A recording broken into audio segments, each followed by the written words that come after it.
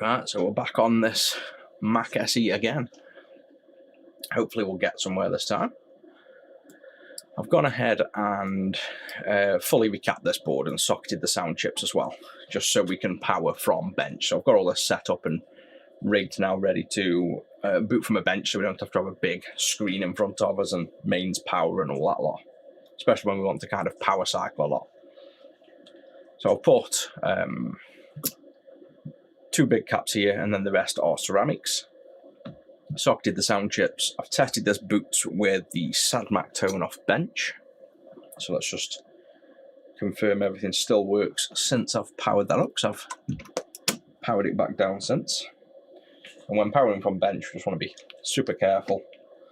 We don't connect the 12 volts to the 5 volts, otherwise this whole thing's going to die. So I've taped up the 12 volts, and you want to keep it far away from the 5 volts. There we go. So we get the SADMAC, so we know this is the working one that we are going to now probe. So the goal was to basically look for broken traces. So where I'm going to start is the obvious. We know we don't get any data activity, or we don't get a looping data activity, at least on the broken one, on the ROM sockets. So we'll start a probing down here, work our way through all the ROM sockets. And if this seems to be okay in terms of pinouts and signals, we'll move up to the 68K, and then probably the glue chip last.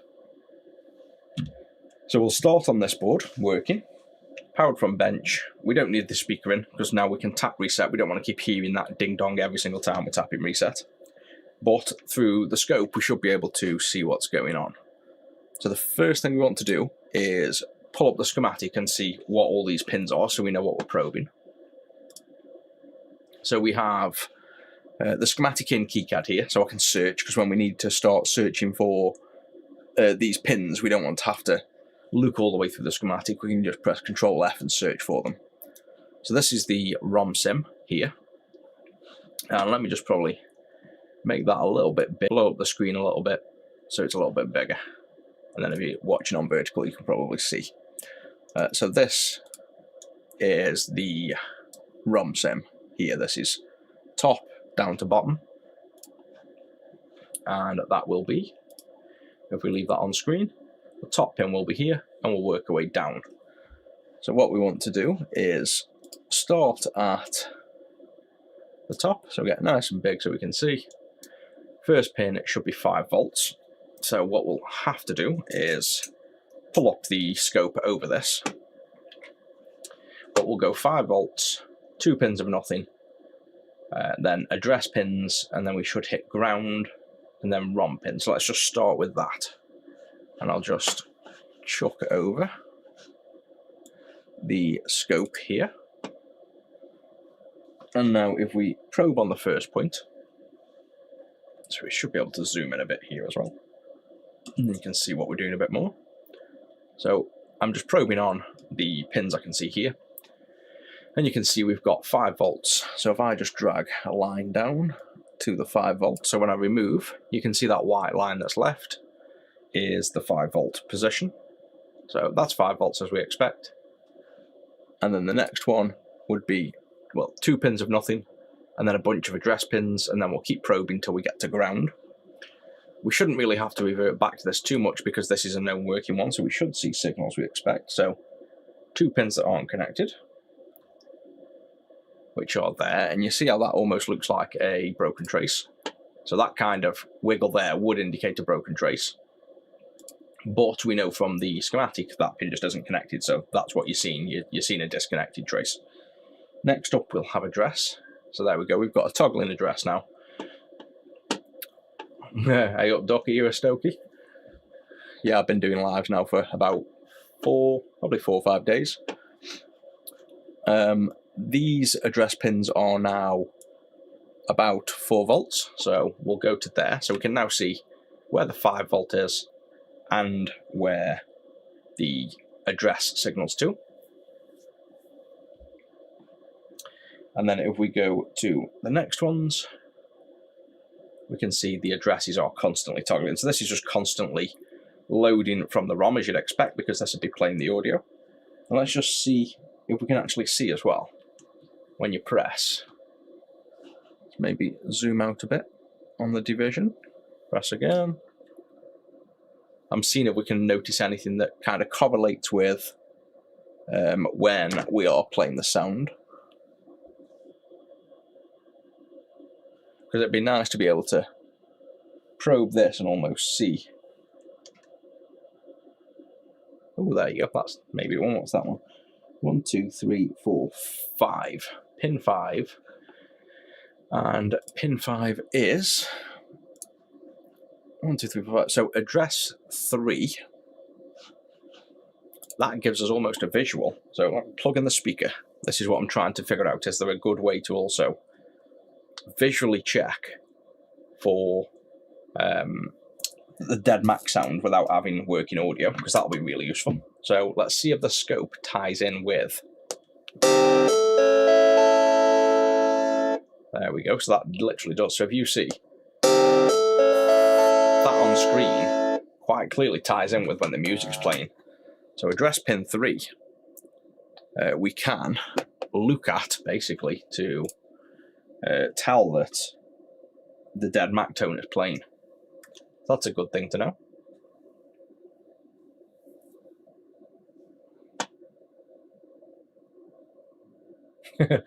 Yeah, nice. Yeah, I used to go to gym in Biddulph, or get drunk, one or the two. Used to go to the gyms there or nightclubs, but nightclub scene's pretty much dead now, I think.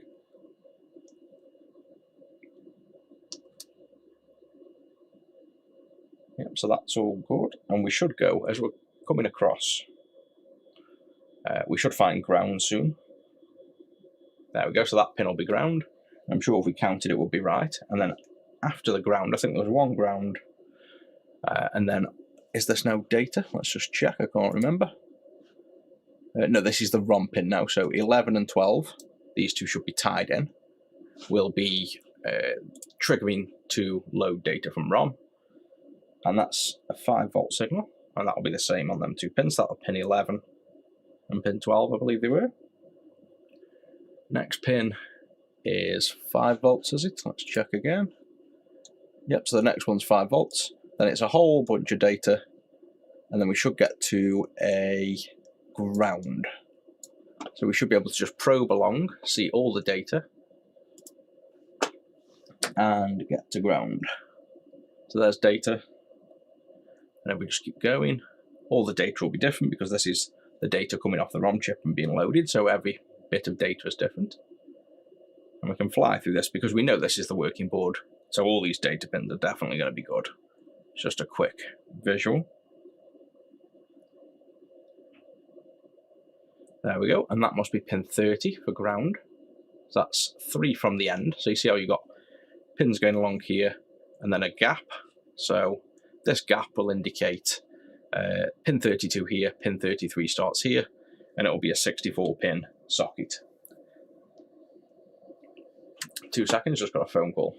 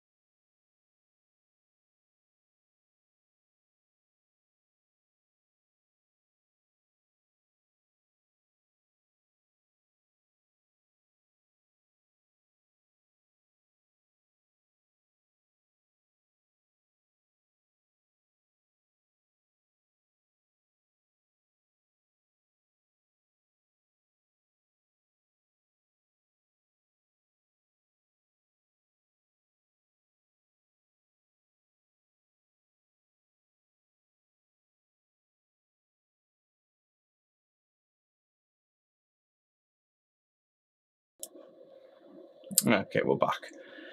Yeah, so this will be pin 32 here, pin 33 here. So it's an easy way to find the pins quick. And pin 30 was ground, that was 2 before. And then after that, we're going to go to all addresses until we hit a 5 volt. So it'll be all addresses, 5 volt, and then it'll change to data again until the end. So we should be able to almost memorize that sequence. So if we go to the last 2 there, so that's address again, address. Oh, that one's got nothing. So maybe that address is 0, or... Okay, so that address, so that's another handy little note of its booting. The first one, so that'll be pin 33. It runs and you get addresses until it's finished playing the SADMAC, and then it goes to ground. These are all useful notes when you're checking systems. Looks like same for pin 34 as well. And then 35 seems to be permanent. And then we'll carry on down. So these will all be addresses. Ooh, my first tip. Way, we filled the bar. I was beginning to wonder if that thing worked. Thank you very much. Definitely get a treat for the pug out of that.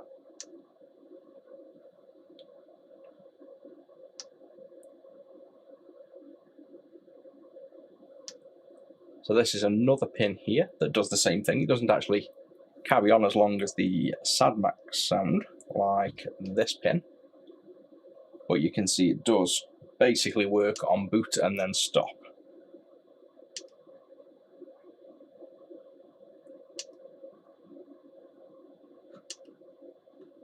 Same with that one. So long as we see activity, that's all we care about. That one's nothing, so that'll be the ground pin. So now we've got a point at which we know it's ground, and then these are now going to change to data. Or not. We've got 2 grounds.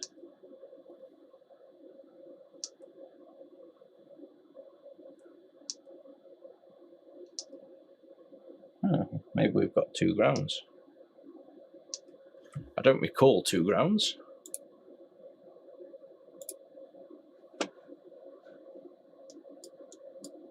No. So maybe one of the datas is always ground there. So let's count where we are, and then we'll know. So 46 should be ground. And 45, it might be 45, address pin 22 might always be ground because that's quite far into the ROM. That's probably what it's going to be. So I'm guessing pin 45 is the one that's grounded. We're working on a Mac SE. I'm going to zoom out a minute and hide that out of the way. So we've got a Mac SE. Obviously, the monitor's on the floor at the minute. This is the motherboard. This is a working one that we've purposely reduced down to bare minimum. And this is the one we're trying to fix, which is a brand new PCB with all the components transferred over, which was fully working and is now fully dead, literally. So we get nothing. We don't get anything at all. It doesn't boot up. It comes out of reset and just nothing happens. So this is as dead as it gets, really. So what we're doing is using this working one to break it in the same way as the other one, and now we're just probing the very first boot up. So this is the ROM. This is effectively like the BIOS, if you will, for the first boot, and we're just probing for what goes on, so we can see what happens on this data bus as things are powering up, like observing the address and data buzzes. We've just found one of the pins on, I presume, the address that's low, so I'm just going to count for that. So pin 33, 4, 5, 6, 7, 8, 9, 40, 1, 2, 3, 4. So I'm going to guess pin 44 has data, which it does. And pin 45, I'm going to guess, has data. So 46 is ground. Okay, what's going on? So it's not even that. 45. There must be an address pin on here. 44, 43, 42. So this address pin just always seems to be ground, but this must be valid because this is working, so we know this is a working system. Let's just double check that. So we have 33, 4, 5, 6, 7, 8, 9, 40. 41. So 41 and 42 are ground. According to the schematic,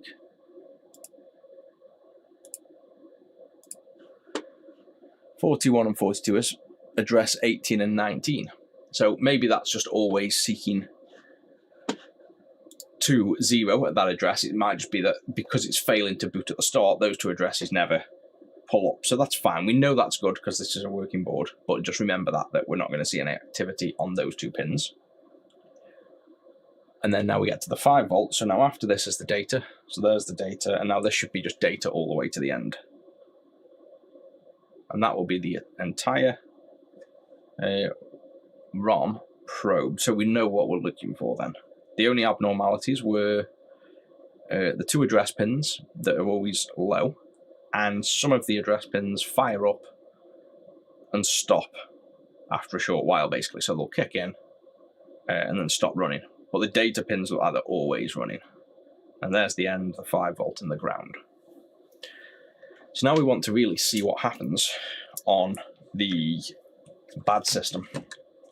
And we might not see anything on, well, we should see something different because we know it doesn't walk the buzz, it doesn't keep pulsing like that, it stops, because I briefly probed it at some point and I remember that that's what happens. But beyond that, we don't know. So what we're going to look for is, hopefully, a bad trace, basically. So something that goes to about 2 volts, that's what I'm hoping for. We'll get these connected up in a second, get this soldered back on. So this is just the ground wire to the probe.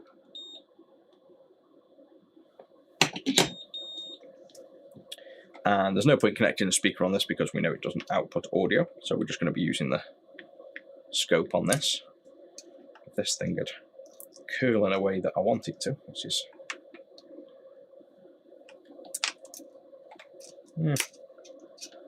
It's annoying. Very annoying. Just got a bend in it that is not going where I want. Alright, that'll do. Ground on ground. 12 volts on 12 volts. 5 volts on 5 volts. So power draw's right. So we know it's not a power draw issue. Reset pulse is the power, so I don't think there's any issues there.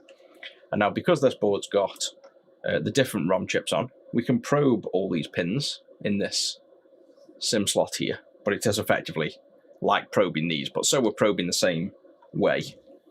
We're going to do that. Let's just go to probably the overhead for this one so we can see. And then focus in maybe. There we go. So what we're going to do is probe down these. So we've got 5 volts there, which is good. There was 2 not connected, so they'll just be floating. Now I think it was address pins, which you see that's just sitting at the 4 volts here, but if we reset, there you go, this is what we saw. It basically starts to pulse, then instantly fails within like 5 pulses, so something's gone seriously wrong with loading the data. So we're going to have to keep resetting. So what I'm doing here, just so you can see, probably take that off actually, so you can actually see. Zoom out. I'm just probing along here, so probing this one and I'm tapping reset, and then probing the next one, tapping reset. So when you see it on screen, you can just see it flicking, you know, temporarily. Press reset now, see the pulse and it dies. Press reset again. So that's what I'm doing. I'm going to have to go down every pin down here, and what we're looking for is that the voltage is correct and we see some activity. And the only ones we probably won't see activity on are address pins. Is that ground already? 1, 2, 3, 4, 5, 6, 7, 8, 9, 10. Yeah, so 10 was ground. Then this was data, I believe.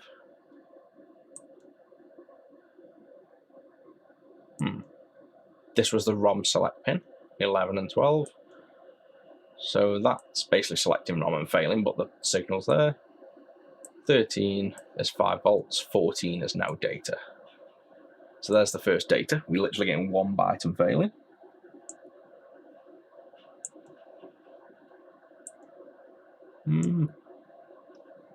That one's slightly strange. Is that just me trigger point catching the rise? Yeah, it was just sitting on a midway. That one's fine. Fine. Fine. And one of these, surely you'd think it'd have to have some problem, because this is the bit it's failing on. It's trying to load data. It's clearly reading from the ROM chip. Fine.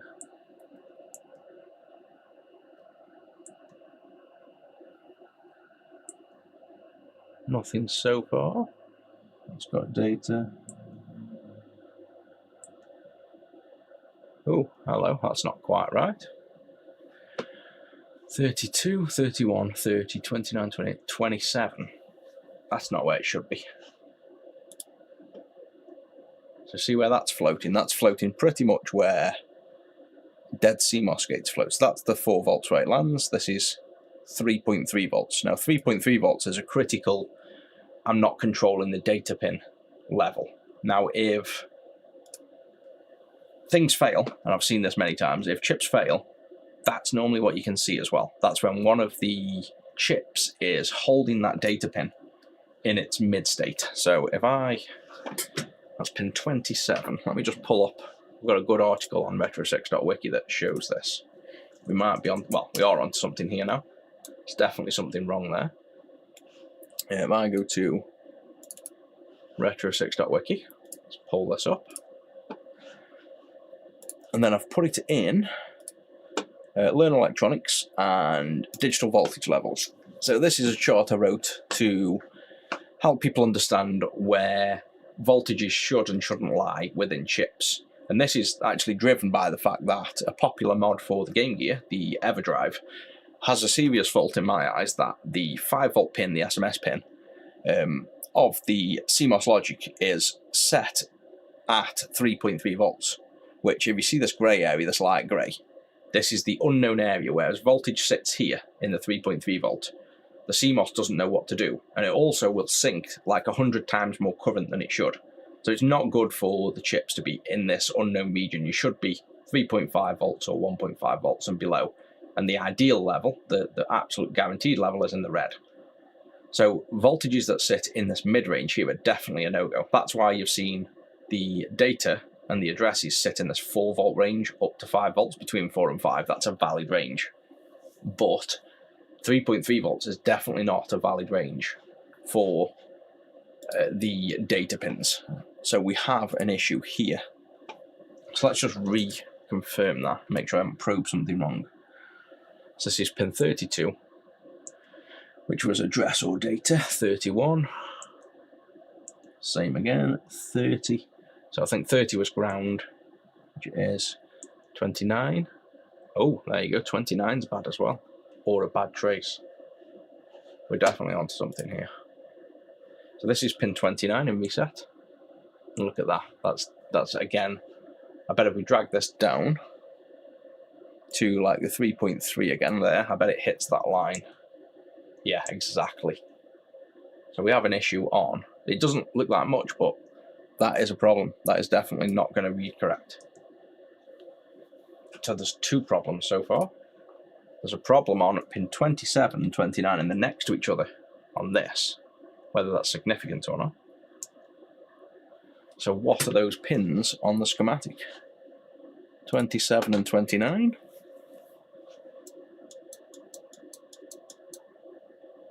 D13 and D15. So let's investigate this. So if we search for, this is why I've got KeyCAD open, it's going to be much easier to do a control find. And in here, let's do D13. So we know it's on the ROM sim. It's also on the SIM slot and the other SIM slot. So that means it's on 2 of these SIM slots, but there's nothing there, so that can't be the problem.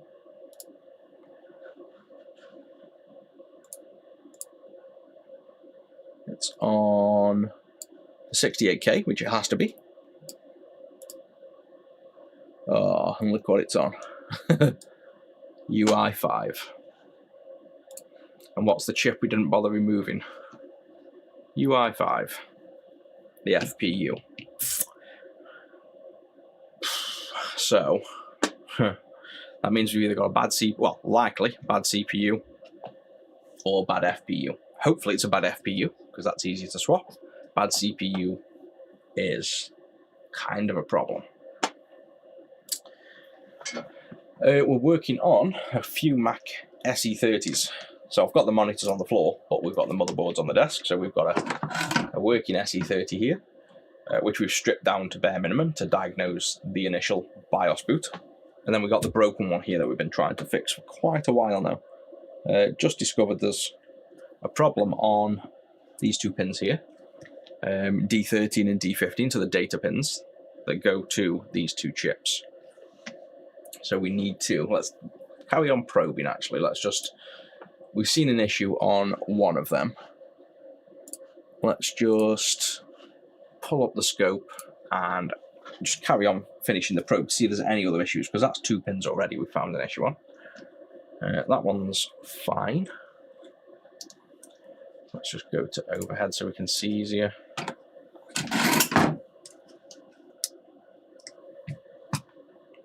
And then we have activity there. Activity there, so we're good. Pin 33. Fine. Fine. That one is...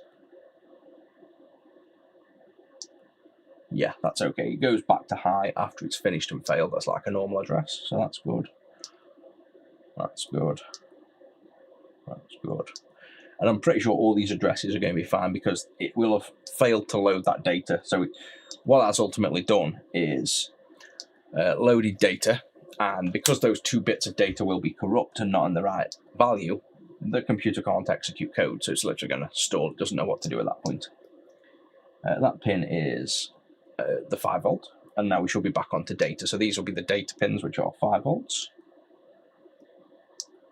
And let's hope well, it doesn't really matter how many failures we've got now, but at least if we're dealing with 2 pins, we can narrow down where we're searching for problems. Hopefully there might be like a short on the board, but that voltage is far too specific that I know it's not going to be a short. That 3.3 volts, it's not going to just sit at 3.3 volts. That's literally what happens when a CMOS gate isn't being controlled, when it's in a tri-state. So I'm pretty sure we are dealing with a dead component. Yeah, and everything else is fine. That's the 5 and the ground. So we found the problem. The problem is D13 and D15, pin 27 and 29. Let's disconnect power and think about what we do then. So I don't know if it's good or bad really, because it's the best case scenario is it's the FPU. I just don't want to take it off because of these. Worst case scenario, it's the, well, I say that, this could be bad. It could also be this chip. This chip could have randomly failed. Because if this chip's failed, I'm pretty sure the data 13 and 15 are on this. So you'll have data 0 to 7 on this, 8 to 15 on this, 16, and you get the idea. So there's going to be like 8 bits per chip. So I'm pretty sure this chip is going to be pin 27.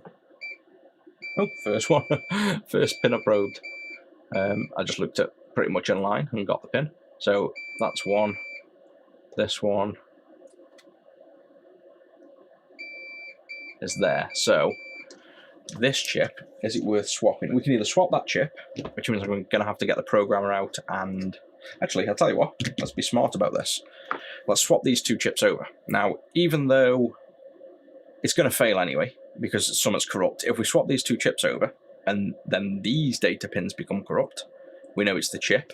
If these stay corrupt on this side, we know it's another chip. That's a good idea. Where is the extraction tool?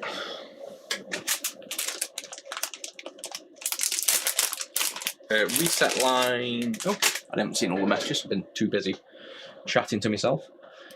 Let me go back on these. Oh yeah, because it's TikTok, the messages don't show on screen.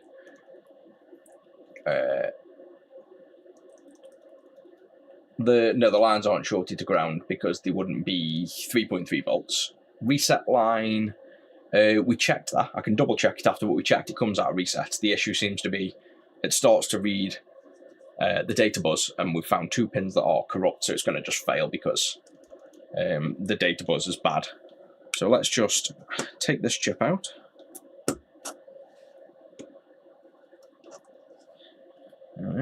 And I can actually get it out the tool. It's one out. We might finally be onto, well, we definitely are onto the solution now, or the cause of the problem. So let's put these the other way around.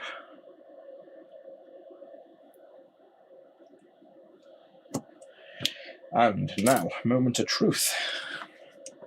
So what we're now looking for is pins 27 and 29 are either going to stay bad, in which case it's the CPU or FPU, or they're going to go bad, and that is the best possible solution, because then we just put a new one of these in.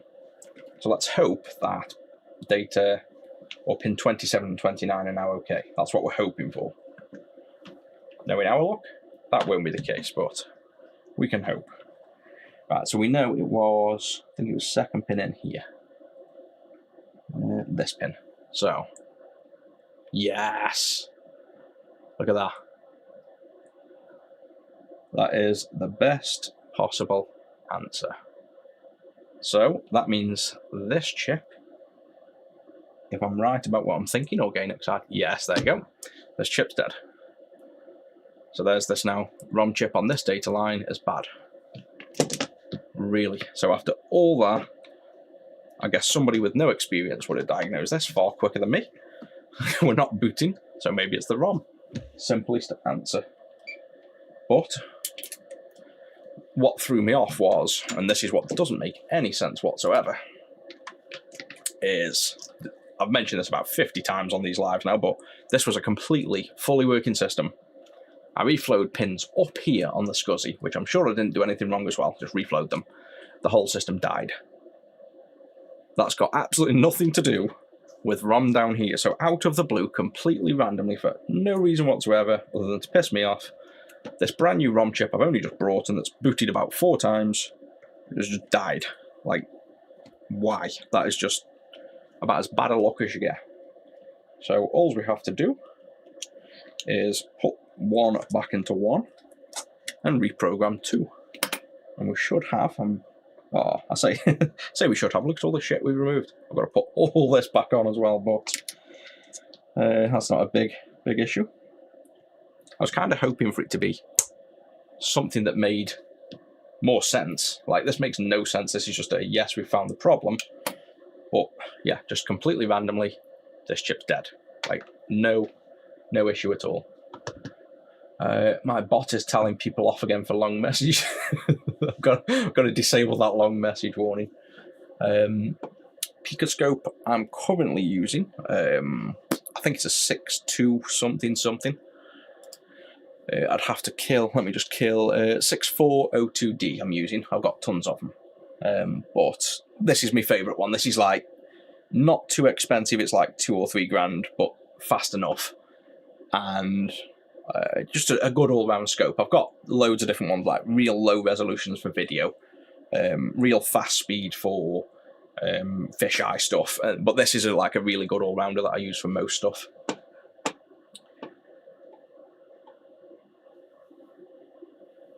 Thanks, Jake, for the message. I'm glad I inspire people with what I do as well. I was beginning to lose faith in this one, to be honest. This was like, I wasn't looking forward to probing all of the CPU and the bring up, because I don't really know how this system brings up beyond it being a basic bring up here. I'm going to have to, I keep saying this every stream as well, we need to sort out spamming so people don't just keep linking to random shit. Right, I need to get, there's the question, where's all my programming stuff? Where is it? On the floor, I think. 1 second.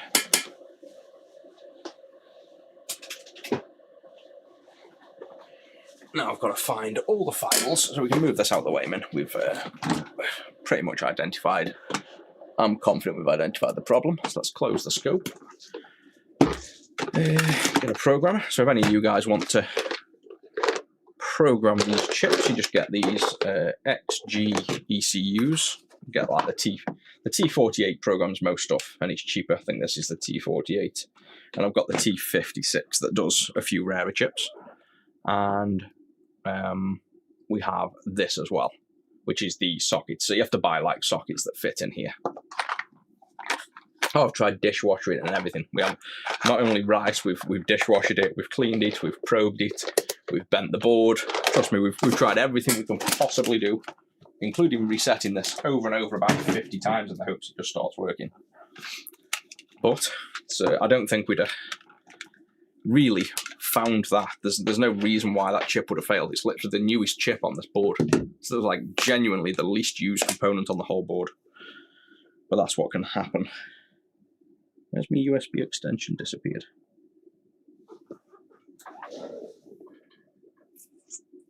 It's fell on the floor. There we go. Right, so this goes in. I see pin 1 upside down. I've got to find the files again, which will be on Discord. Actually, I think they're in my files, so that shouldn't be too bad. Apple Mark, ROMs, there we go. So it's going to be U2. We need to open up XG prog. Pull that up on screen so you can see what we're doing. And I need to find the chips as well. Hey, look at this. I'm organised for once. No, I'm not. That's not it. Thought I was. I've got a socket. That doesn't help us. Oh, they're a bit, aren't they? Yes, there we go.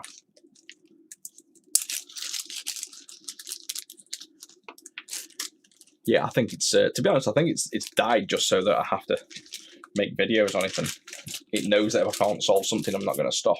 So I worked on it all weekend. I've worked on it for on and off for, to be honest, probably about 3 or 4 weeks. And the original booking to the repairing this system was months ago. We fixed it. It come back in, was fully working, and right before sending it back out, it died again. So I think just a whole load of bad luck. Let's get this in. That goes that way. I hate these sockets, they're a pain in the ass. There we go. And now we have to select. Oh, where's he come from? Disappear. We have to go in here. It's already still set up. So SST39SF040. Close enough to the chip we have in. So this is literally from the last time I programmed it. We'll load a file in. But it's still even in the folder. Yes, it is. So it'll be U2. Okay. And in fact, we'll also, let's program this first, and then we'll try to read back the other chip to prove it is a faulty chip. And I bet the other one, where did I put the other one? Over there. Cool, so that's programmed. Now, let's just, before we boot and hopefully get excited that this has worked, let's kind of prove that we were right in what we saw by putting this faulty chip in here. I'm going to be really disappointed and look really stupid if this is wrong, but this should fail to verify. So if we leave the program here in memory, this is what we're expecting to be in the chip.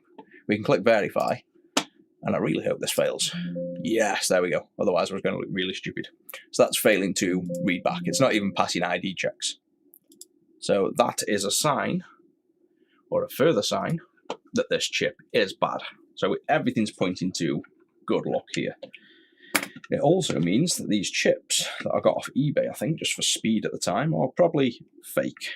So they've probably been rebranded, or the slower speed, or just bad luck, but more than likely, wow, I didn't want to come out. This is what I mean about these sockets. So, works sometimes. That literally is stuck in there. You can stay in there for now, sorry. He's literally stuck. Right, we might as well get the speaker ready. Turned on. And slot 2, so upside down. In we go. What do you reckon? We finally going to hear this noise? I'm going to knock off early if it is. I'm going to be done. Here we go. I'm going to be really, really sad if it doesn't work though.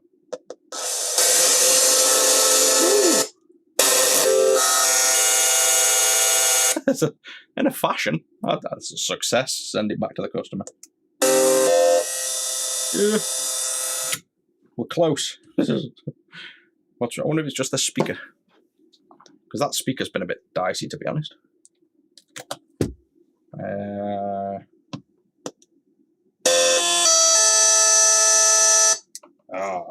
You know what? I wonder if we've got more bad chips, like the fact that one's dead. Or saying that this did have a sound problem, so we might be onto a sound problem. So, shall we try and boot with the screen? Because it might be, let's ignore the sound issue, it's clearly booting. Let's just go for a full boot and see what, we can't. We've got to put everything back on. I knew it wasn't going to be that simple. Yeah, shit. We've got to put everything back on the board. We found the issue there, though. We're getting some kind of boot, so I'm going to say that's a win. Let's start putting everything back on the board. We're building, we're now going to build back up, hopefully, a Mac SE30. It's been going on for ages. We've got a working one here. We've just completely annihilated and taken all the chips off. So we can get it to figure out what happens when it very first boots, like what the BIOS does. And then we've used that and probed this and found the issue is actually one of these brand new chips has died. So we've finally got some sound coming out of the system. But before we did that, we gutted everything on the board. So we now got to put everything back on, like everything. We took off all the chips, which I'm now regretting. I was going to knock off early. If I heard that sound and it was clean, I wasn't even going to put stuff back on. I was just going to finish. Never mind. Right, enough whinging. Let's just get on to build. Let's turn that 12 volts off so I don't kill things I shouldn't. These can come off now. It might not be that bad. We've only got to solder up half of a PC. And this board did have, bear in mind, this board had an audio issue where this IC was getting super hot. And we never fixed that. We left that alone and we said we'd come back to that. So I'm hoping that this system's going to work. It's just got bad audio now, which is another problem, but much less of a problem. Right then. This is my tub with things from this, and this is the foam, which I can't remember which way around, but both of these work. So let's just put the sockety stuff back in first, I guess, for the video output. Oh, no, it doesn't. I was going to say, does this video stuff affect audio? But the other board gives clean audio, so it's not that. We might just also have a single broken trace going to, say, this UE10 that's corrupting that audio sound. That could be what the slightly strange audio is. But that's definitely a win.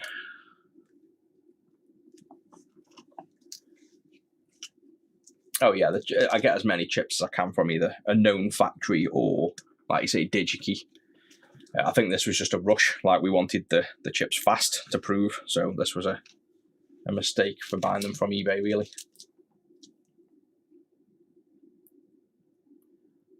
The soldering station is a I2C. Let me just use my little fancy tool to move the camera. Whee! Definitely need a shave, Jesus. Here you go. It's a clone of a JBC, but it's called an I2C. You should find them on AliExpress. And then you can obviously use the real JBC tips. So you get really good quality, but without the crazy price of a JBC. Somewhere back to there. This pan and tilt's pretty cool. Right, that's them on. It's all the easy work. These are not too bad. We can put these on fairly quickly. So let's get them over the top. These won't take that long. To be honest, I don't think it's going to be that bad. think we'll have these on in probably 20 minutes, maybe. Don't know what time are we on. 20 past 4, so much for finishing early. We've got all of these chips out of the way. These two go at the bottom, so in fact, let's just do the bottom two first. And then get them on. Hot air time.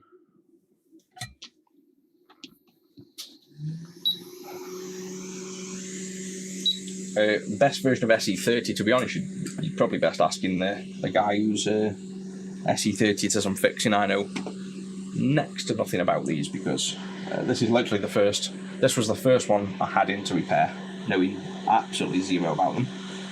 Brought a few broken, which are the two I fixed up first, and I'm learning as I go, so I'm definitely no expert in these.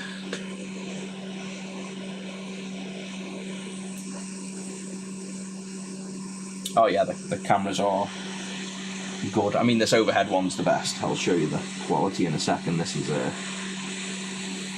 obviously crazy expensive though.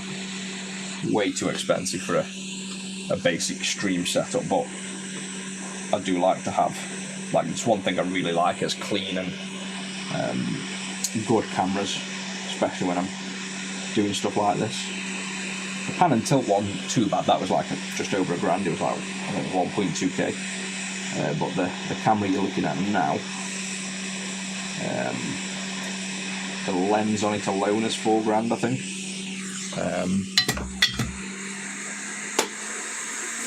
My stomach's pressing the space bar and doing something on screen. So this one, for example, I can zoom right out the way in, and bear in mind this is also a 4K camera that's been scaled down to 1K.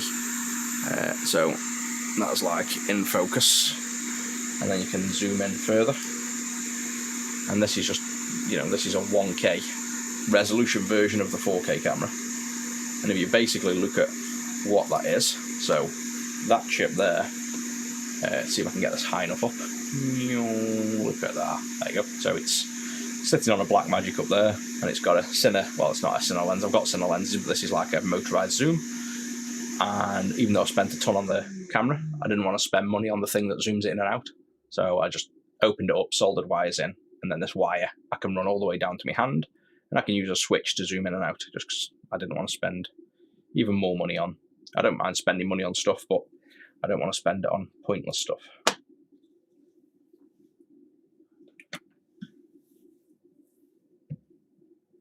So that's 2 chips on. What do I usually fix? To be honest, I let Zach fix most stuff, and then I just jump on the difficult stuff. So we get tons of Game Boys and Game Gears in, but I don't normally have to deal with them. I've got at the minute, I've got a Atari Jag, a Neo Geo AES, another Atari Jag, and I think that's it in terms of like difficult ones that I'm going to be on, but I'll stream those. I'll probably stream all them being fixed, so you'll see them. But yeah, we get tons and tons of Game Gears. I need to build a few more Game Gears, so I'll probably stream building them, but repairing the handhelds is pretty simple, really. There's nothing to them, really. Once you've worked on a few, I don't want to disrespect people if they struggle working on the handhelds, but once you've worked on them enough, I kind of know almost all there is to know about what could go wrong with sort of Game Gears and Game Boys. I've done so many of them. 1, 2, 3, 4, 5, 6. They're all the same. I think I'm doing all this right.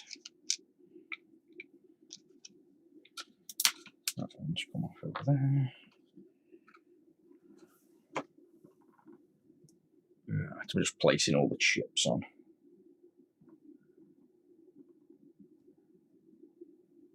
These are really hard to see. That's going to be the biggest problem. Can't see which way around these chips are because the markings have pretty much disappeared. Never really give that a thought.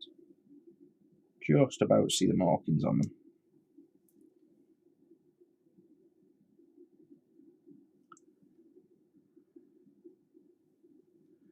And then we can blast all these on in one go. Alright, he's a bit difficult to see. See if I can see these on the camera.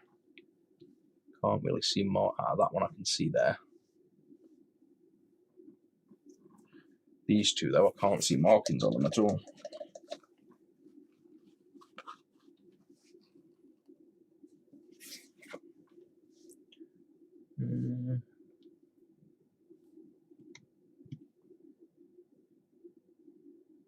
There we go. There's the edge marking.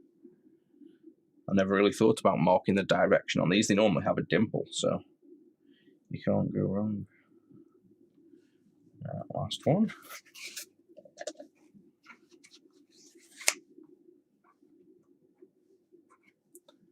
And there's normally a trick. I don't know if anyone knows about it, but you can see that now.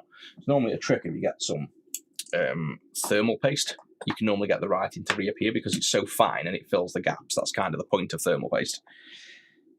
You should be able to see the writing more. So I just get a little bit of thermal paste on my finger. You're meant to be able to just wipe it in and wipe it off. See how it's made all the writing stand out now? This again, probably a bit hard to see on camera, but now by eye, I can see that writing much clearer. Just looks like I'm making a mess on camera, but you can see by eye. It's filled in. For example, there's the line now, super clear. So that's a nice trick to bring back the writing. It's just using thermal paste, and that's just because it fills, like I say, tiny gaps. That's what it does for the heat transfer. So now if you compare that to these that haven't got the thermal paste on, look how easy that one is to see in comparison. Like, just way easier to see all around. So that's the one with thermal paste, and they're the ones without. Yeah, I usually use IPA, but it wasn't working then, so that was a really difficult one to see. So that's, in extreme cases, I tend to try the thermal paste. It's just that you get covered in thermal paste for the next 2 hours.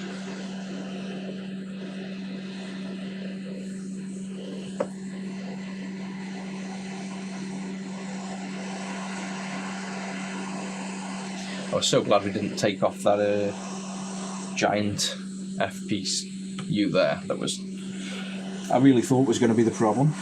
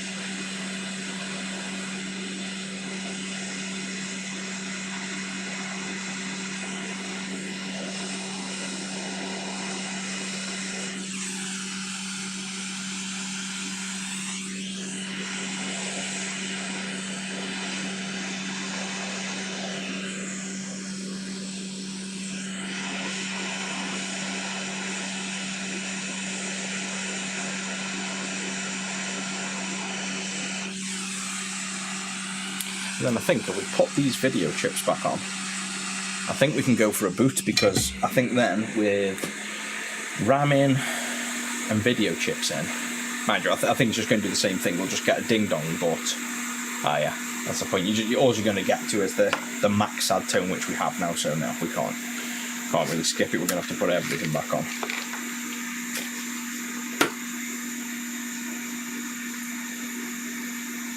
So now I think these were, yeah, we figured out the problem. Flux, well, let's go back one question. What flux I use is this Styri flux. So there's loads and loads of different versions. I'm just working my way through all of them. I usually use Styri V3 HF, I think it's called. I've that's ACE, and then I've just gone into this ASM. This one is just as good for reflow, but I think it's very sticky, so stick with the V3. For the issue for this, after removing every single thing on the board, it turns out it's the ROM, the second ROM here, had just died, and this has only just been put in, and it worked, and we booted up probably 4 times, and then it just died. So we've reprogrammed the new one. We kind of get it working. Like, I'm sure it's working. We get the SADMAC tone, but really corrupt and strange and noisy. But this also had a sound issue we never fixed, so I'm hoping, ignoring the sound issue, this is now fully working. But now we've got to put everything back on this board to prove it. And there's that board warp I'm on about again already on this. This remade board definitely likes to bend. Best temp all round is 470 degrees and 80% airspeed.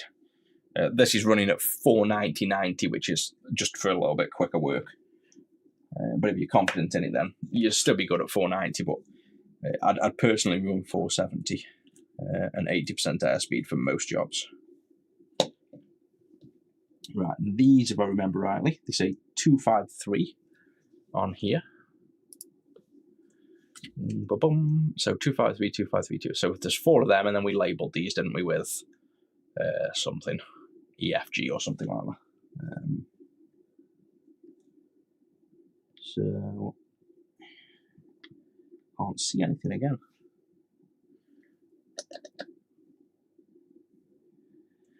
It'll be engraved, so it'll definitely be on here. Yeah, that's got some kind of writing on. So that, I think that's E. That looks like an E. These are definitely them 4 because they all look the same. So 1, 2, 3, 4. That looks like E. Not sure what that is. That's a G. So that must be an F.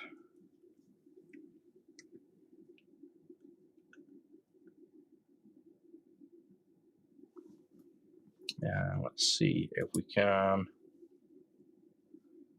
Oh yeah, whoever's oh yeah, it'd be the customer that's put these tantalums on. I was going to say whoever's put these on, but obviously the customer must have put them on. I personally just use ceramics, so I've just recapped mine. And there's no need for tantalums. You don't need you don't even need electrolytics there, because if you look at the schematic, they're just bulk caps. So I've just literally used SMDs, just the right values and voltages, and this works perfectly fine.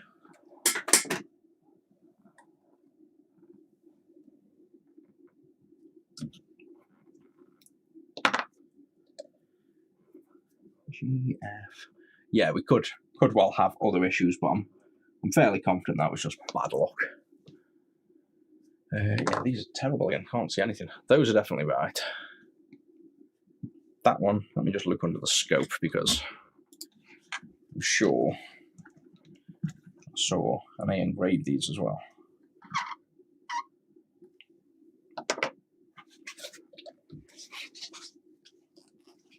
It's easy to use.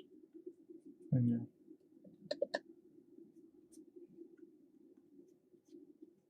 This is mad. That's an E. That's an F, yeah. That's a G, so. If we go to, like there, if you tilt it, you can see, so. You can see the G there. Probably should have engraved it a bit deeper, F. And then E, you can just about see. But yeah, under the scope, I've seen them, so we're definitely on the right way for all them.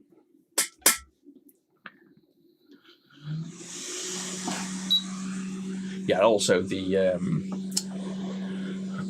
tantalum caps are not good in terms of how they're mined as well. So not that it's, you know, I'm sure there's plenty of bad things in the world, but I tend to avoid tantalum caps because the way they produce them and the tantalum in them is like, not necessarily like blood diamonds, but it's not a good mining practice and how they source the materials for them.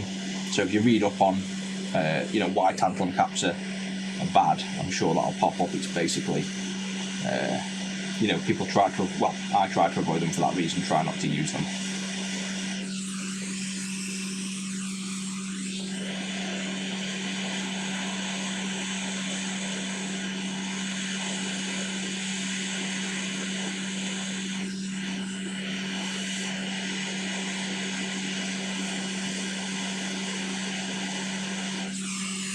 it. Nice and easy.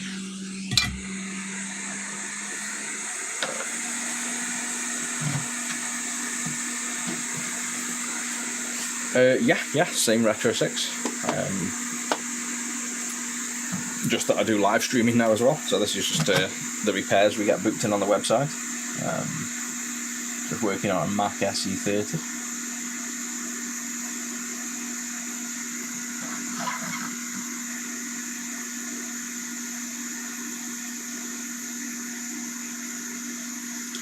So all that's soldered good. Just check all the others are soldered on. But they're not that difficult, so I can't see these. I'll have to be pretty shit at soldering for them not to work. Yep, they're all good. Right, we're down to the big chips. So let's just work our way across. Might as well just chuck everything on. Like I say, go for complete full boot at this stage. Considering it was fully working before this happened, it makes sense that nothing else, you know, we shouldn't be that unlucky that other things have failed as well. That would be pretty crazy if it did. Alright, L11. Yep, we're just got to make sure we put these on the right way as well. So let's plonk him on. I'm going to just plonk them all on, and then we can just work our way down. G12. Where's G12? K, U, G12. There we are. That way.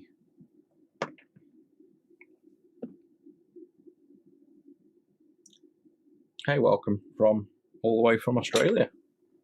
What time is it over there at the minute? I've never been because of it's like 28 hours to come over, but I'd love to go for the barbecues and the weather, but there's no way I'm getting on a plane for that long. Try booting first. It's not going to get far without these chips. I mean, we can do a quick power up if you want just to see, but we're just going to get SADMAC, I'm reckoning. We should get video because we've got the video chips on. We won't get diagnostics, we won't get SCSI or floppy. VIAs are going to stop it booting, I'm pretty sure. But we can have a quick go and see. Yeah, thanks for joining. And I'm sure you'll see this finished and working on Discord as well. So let's just get the actual SE30 out.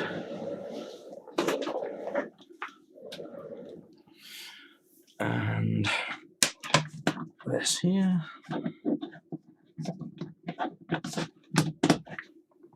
Where's my baby speaker? I can go in.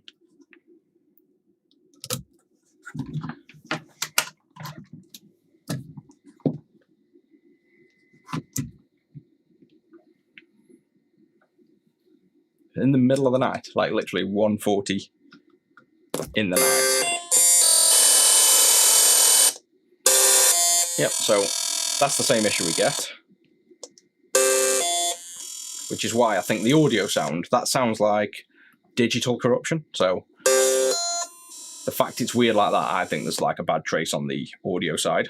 But I think if we might even get further depending on what the VIAs do. I've lost a RAM chip. I've got got 3. Where's the 4th one gone? There he is. So let's just see. These, I am pretty sure with a known working good RAM chips. I think I binned. Yeah, I did. I tested all the RAM and I binned the non-working ones. So let's just see if it boots without I'm sure it doesn't boot without VIAs though. No, so we need the VIAs. Like if we put the VIAs on, oh shit, probably shouldn't have that floating in the middle of nowhere. Yeah, so I'm sure if we put the VIAs on, ADB and VIAs, we can probably get this thing booting visually. So let's just chuck them on. And then let's see if at least we get something on screen, because this is hopefully just that audio issue now. So we need UK 12 and UK 11. So K11, K12, and they're both the same chip. That's one. And That's one. These, where I said both of these are labelled K12. I don't know, K12, K11, but the same chip. He goes on there. He goes on there. So with these three on, hopefully it's going to boot up somewhere else. I presume to cursor and then hang at cursor is what I'm guessing.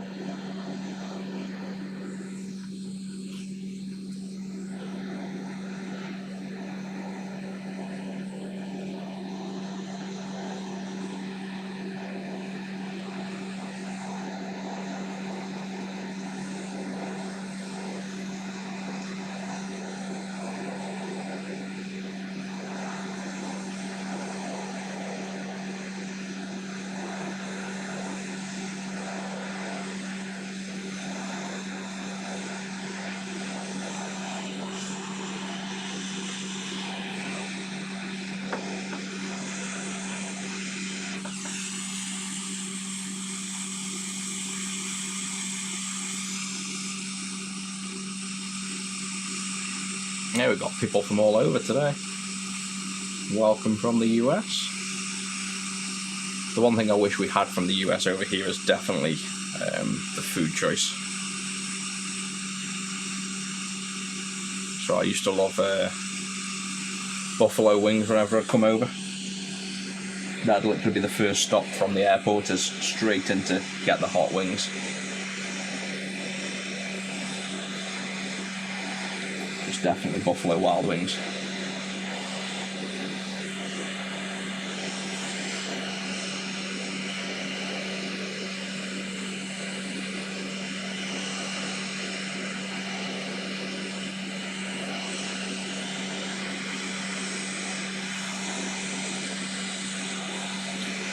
Yeah, the bobbing's no real issue. It's not really bobbing, it's just me knocking it around. And then I'm pushing it down to make sure the pins make contact, because it's a PLCC socket, so they definitely don't want to solder without being pushed down well. So we push down and keep it firm while it sets, and you make sure all the pins are on good.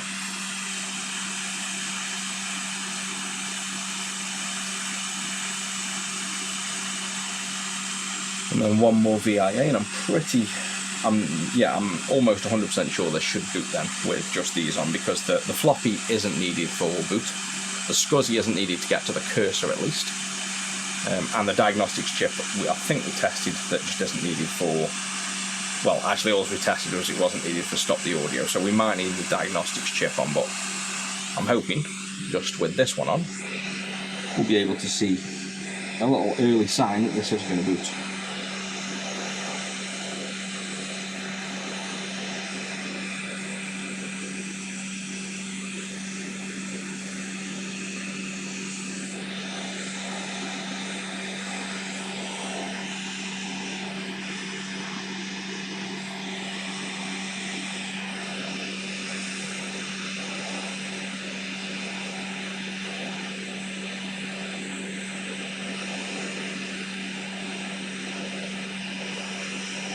Yeah, I think I just liked the main buffalo flavour, and they used to have a hot, like literally like a challenge, 5 hot wings I think it was. But I'm crazy for hot food, so I can literally eat pretty much the hottest curries in the UK, and it's no problem. I used to have like Carolina Reaper chocolates for Christmas and things, and crazy on the heat. So now I don't really have any sensation of the spice whatsoever. But you get all the taste. So like if you're eating hot food now, I don't taste the heat, but I taste the flavour. The only thing is then I'll give Rusty some, or the wife some, and have no idea that it's say really hot or barely hot. And I'll just give food and people will be like, oh, that's ridiculously hot, and I've literally got no idea. I'm not like doing it on purpose. I couldn't tell you whether it's sort of a Masala strength or a Vindaloo strength. To me they taste the same now, so whatever I did to my taste buds eating hot stuff, I have no sensation of heat anymore whatsoever, like the actual burning sensation.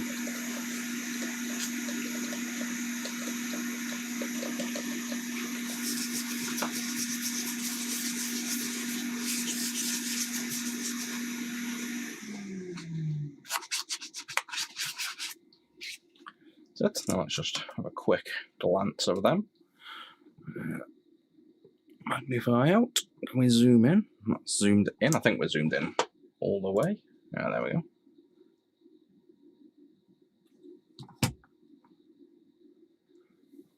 Focus out. Yeah, it's like the height of the lens. I can't get much lower.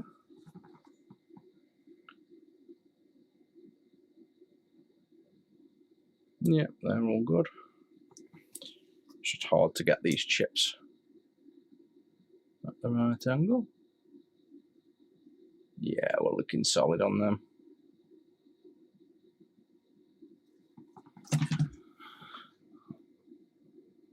So let's see if we can boot, I guess. We might as well try it at this stage. Just give it a minute to cool down.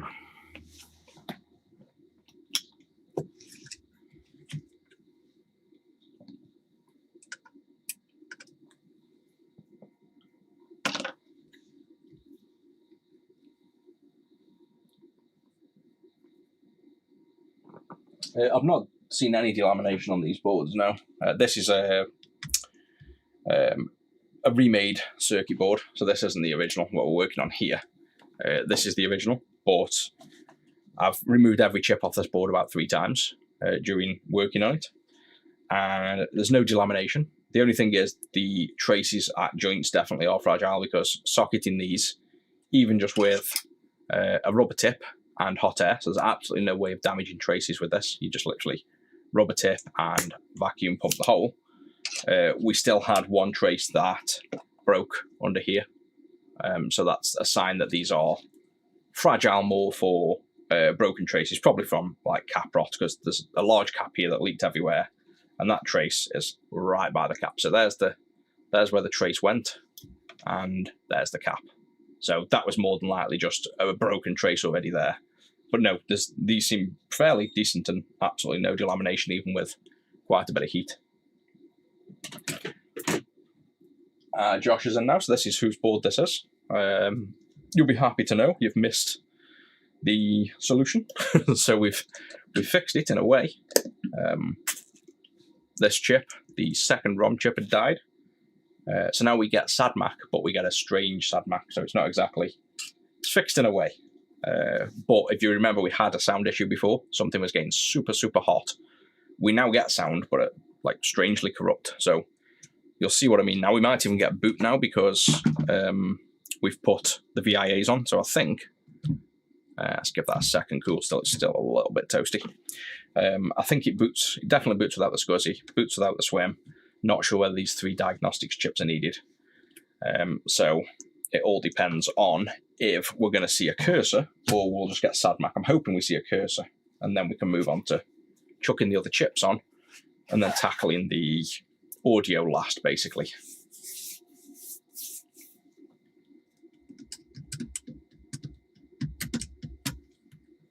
So let's see.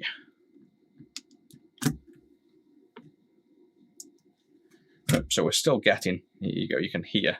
I would have thought it booted with the VIAs on. Oh, so it's not got audio now. So you've come too late to hear the SADMAC. He's died again. So let's just check the other speaker.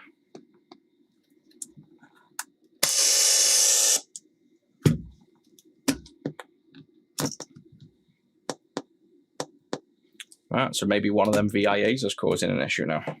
It's like the most unlucky board. Let me just check this under the scope as well. Just in case any of the solder isn't good.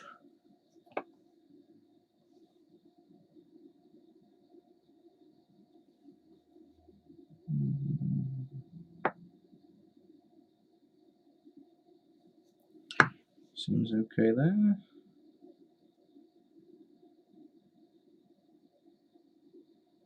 Okay there, okay there.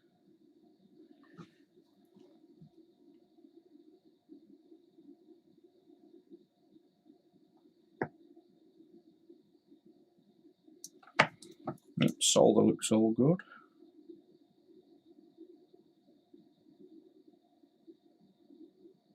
Yeah, there's nothing wrong with any of them. So they're all on solid, so we maybe... I mean, I don't know whether... Let's chuck the diagnostics chips on.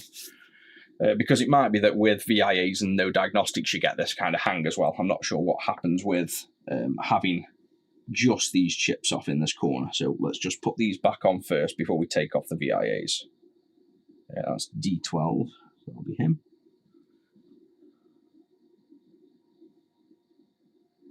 Yeah, I think I need a lab coat. That'll solve all of these issues. Maybe things won't die on me then either. F12. That says G. FD. Why have I got G written on this? It can't be G. Or was that E? Oh, I think it's E, and that's covered by a VIA. So yeah, that's those two. And the diag chip is G12. So him. So let's get these on.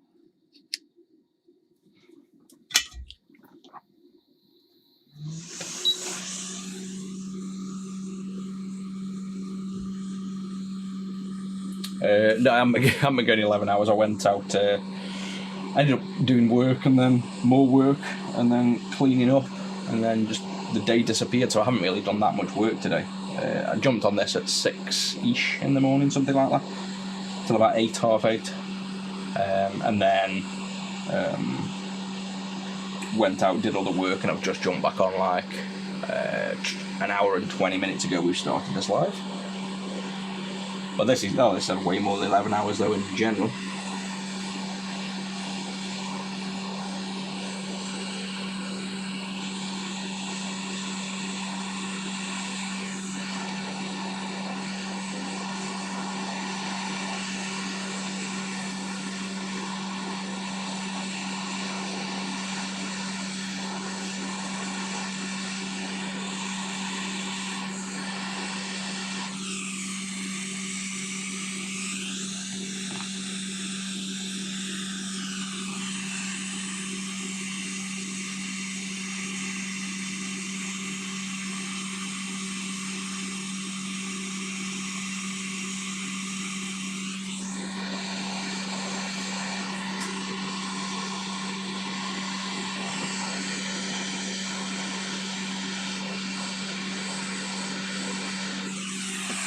South Will, no Stoke-on-Trent,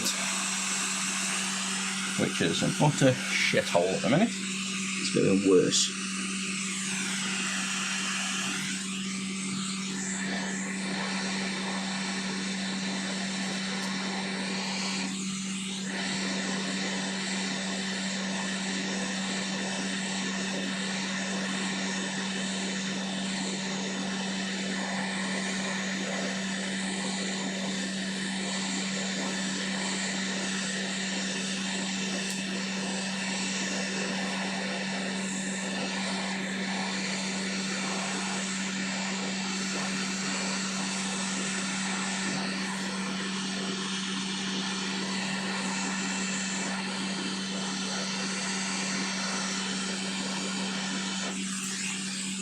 Let's see where we get with that.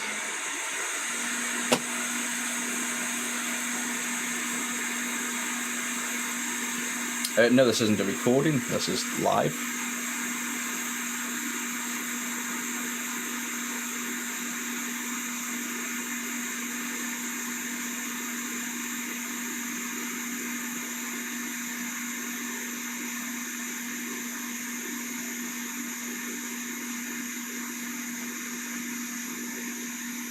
Right, so we had SADMAC until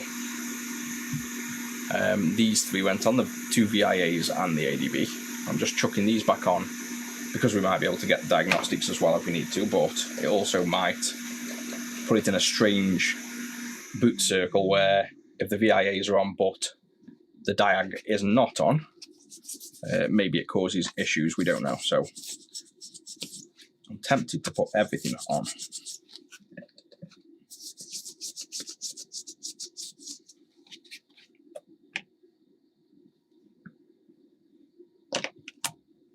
Have a quick look at these under the scope, make sure they're good.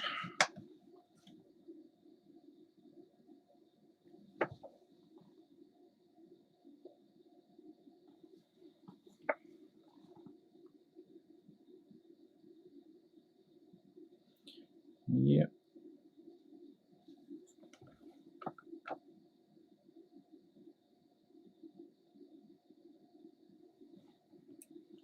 It's just a bit of fluff in between.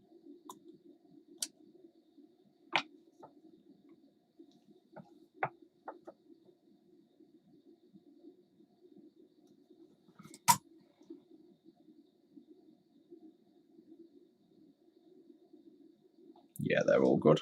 Let me just re-inspect these, make sure they're on the right way, all the obvious stuff. K11, K12, yes, they're definitely right. ADB is on. Yep, so there's no issues with what we've got on at the minute in terms of soldering. So let's see if this now works. Let's put this in.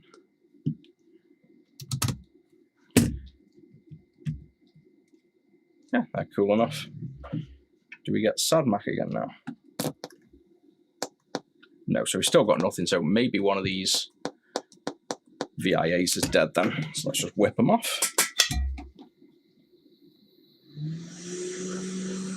This would be really unlucky then, so we've had a ROM chip die, and at the same time we've had a VIA chip die. That seems strange. Or we've got potentially an issue that keeps killing the ROM chips. Can't be bothered to probe it yet. Let's just whip the chip back off and see what happens. We'll take one off at a time as well.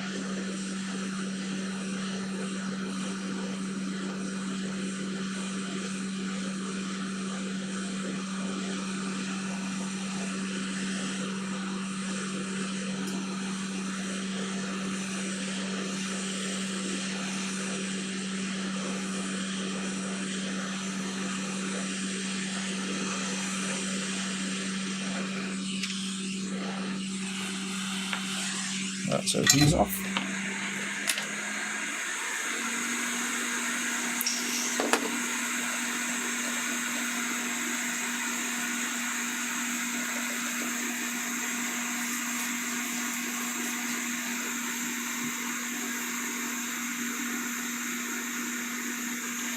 Give it a second to cool.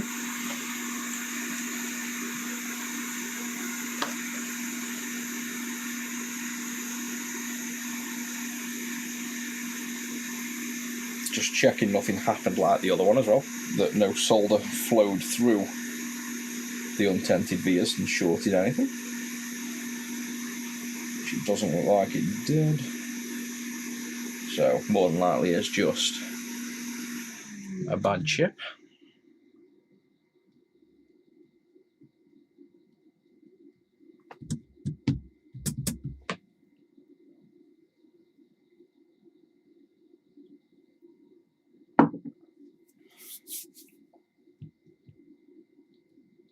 Ooh, still hot.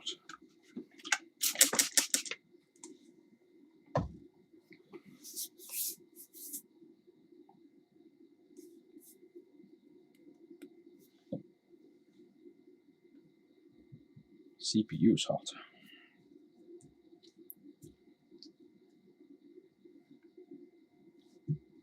He's the hottest, to be honest. He's taken the brunt of most of the heat.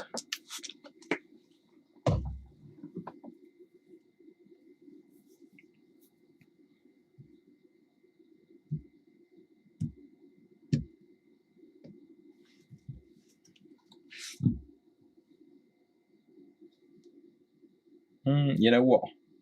No, we did have. I was going to say, we had this ramming, didn't we? We did have this ramming when we attempted a boot and heard the SADMAC, and it was only after we put these on that we stopped hearing it. I'm just wondering whether it's the RAM, but I'm pretty sure we did a boot with RAM and without VIAs and we heard the SADMAC, so it wouldn't be that in that case.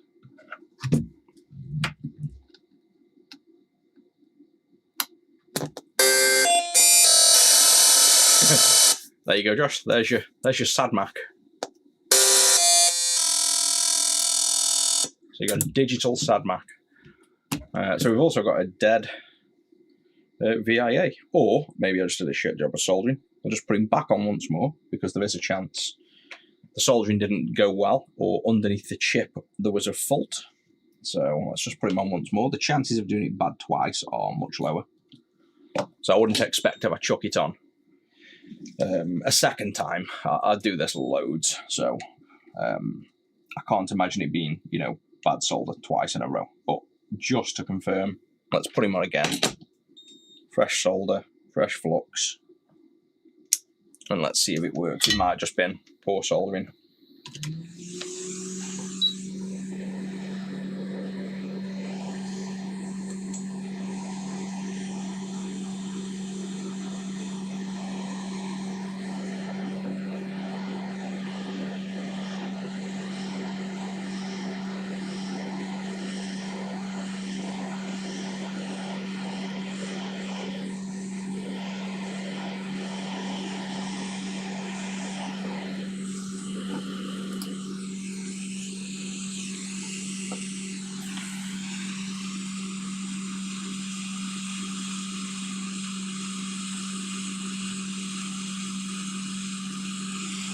Go, a bit of a view.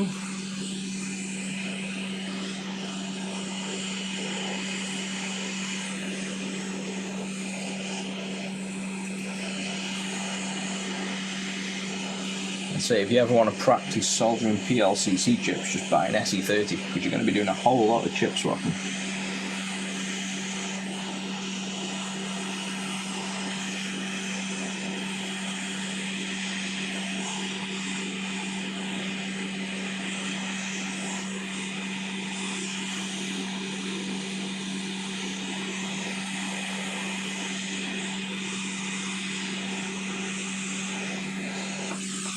That is definitely on good.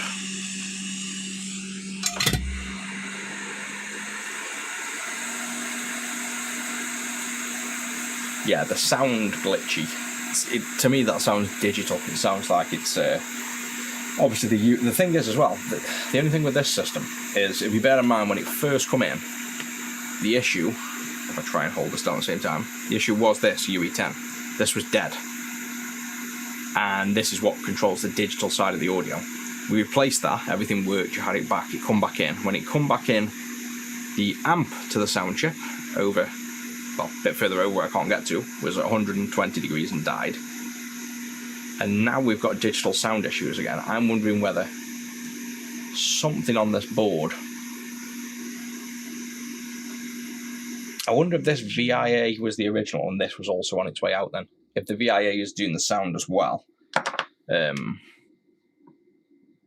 Oh, are you thinking because the VIA helps with the sound and they're not on, that's why you're getting the funky? No, it can't be, because this, but well, I'm not saying it can't do the sound, but this doesn't have the VIAs on, and this has normal SADMAC. But all I'm thinking is, the original fault on this board was the sound chip. We swapped that, it come back with the amp overheating. Oh, there you go. Did we? Oh yeah, we put that back on. I was going to say, did we put that Q2 on? But we did. The second issue was that was getting hot. That's been swapped. But it's just a bit strange how it come in for an issue with UE10, and we're seeing audio issues. Might not be related, and we'll figure that out. But just something to bear in mind. It's actually come in twice, in essence, with a similar issue. So maybe there's something going on this board affecting the sound that isn't the chips, but more than likely it's just something obvious. It probably is just something wrong with the sound, like I'm going to guess a bad trace going to that sound chip is my guess. Hopefully not a bad sound chip as well, because then what the hell's going on with this system if so?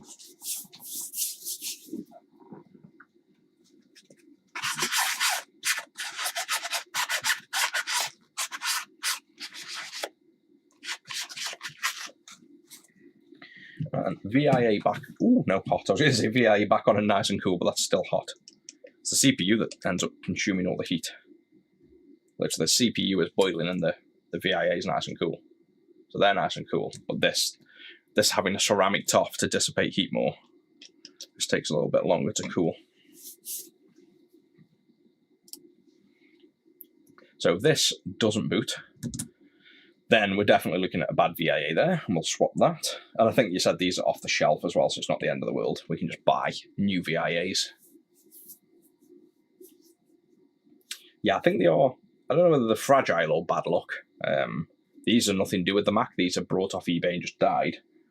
that was the original only fault really on this, and most of the other work was just my lack of knowledge at the minute on these. So it's a lot harder until you kind of build up this knowledge base of what should happen and when, and what chips you can remove and still get to certain states. So although saying that, the other one I brought, that's literally just rotted, but again, that was cat damage. So I think all the faults have got kind of known causes. I think the ones I've brought are just cat rot. This one is one bad chip and then what's looking like a bad ROM off eBay so far. It's just really bad luck. It's just taken so much time. Right, we've got speaker in, VIA back on. No, so that's a definite dead VIA. So now we have to rob one from my pile over here. And this is off the other Mac that's fully working. So let's just chuck him on.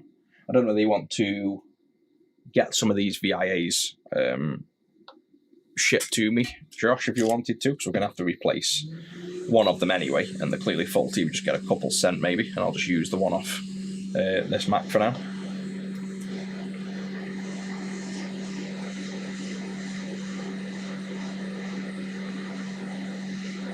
You know what I've started doing at Mackey's as well, as just having the original cheeseburger and the original giant chicken nugget, so like the chicken sandwich or whatever the hell you call it. It's like the £1.50 burgers, and they're practically as big as like the £5 burgers, but you're paying like £3 for 2 burgers, so I just get 2 of them instead of one big one.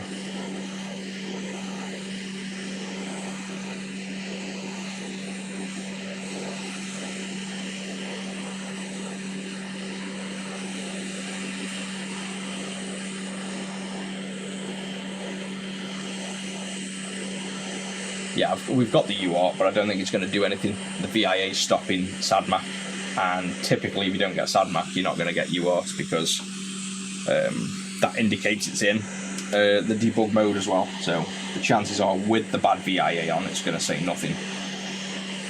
Then once we get a good VIA on, like this one, then we should hopefully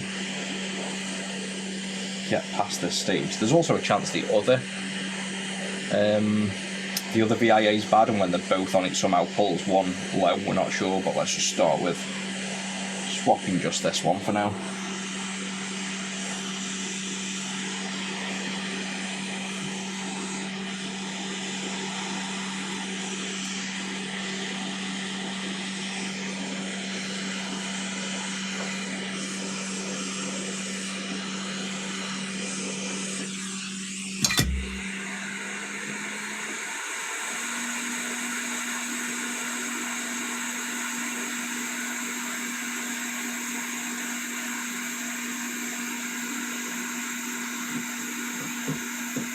See how easy it is though once you've got a working system and you build up the knowledge and you're a bit more confident. We've chucked everything back on this board, testing in stages, and you can fairly quickly now identify the problems.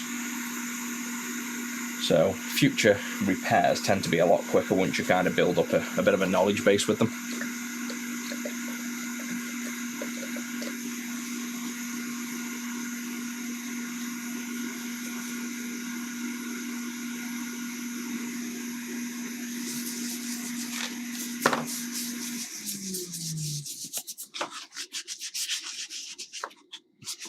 Yeah, I was literally on about that the other day, that Mackey's was, the whole point of Mackey's was meant to be cheap food, and now if you get their specials and fries and a few extras, you can run up a £30–40 bill for 2 people. It's nuts. That's why I started having just the original burgers. They're practically the same size, and like I say, £1.50. So you're back to having, a nice cheap meal, which was the point of it.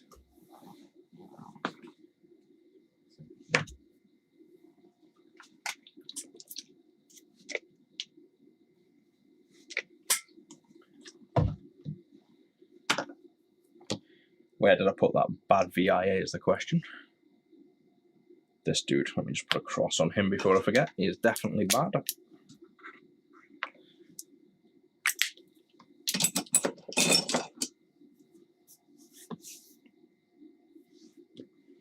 Oh yeah, definitely we ideally want to, well, to be honest, Yeah, you could PLCC socket these, couldn't you? But yeah, you want a full socketed board, definitely.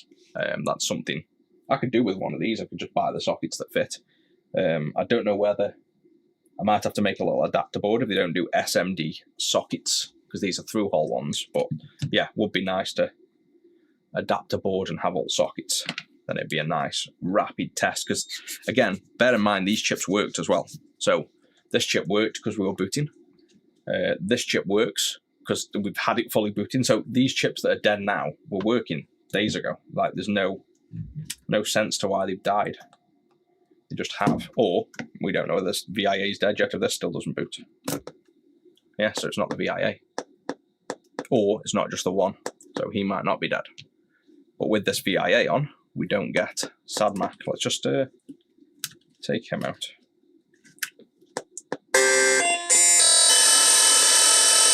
So I think there's still another issue because it passes the RAM test and fails elsewhere, but that sound isn't normal. So I think there's still corruption on this. So that VIA is likely good then. So do we just put the other two? I think we just put the SCSI and the Swim back on and maybe go for diagnostics boot then.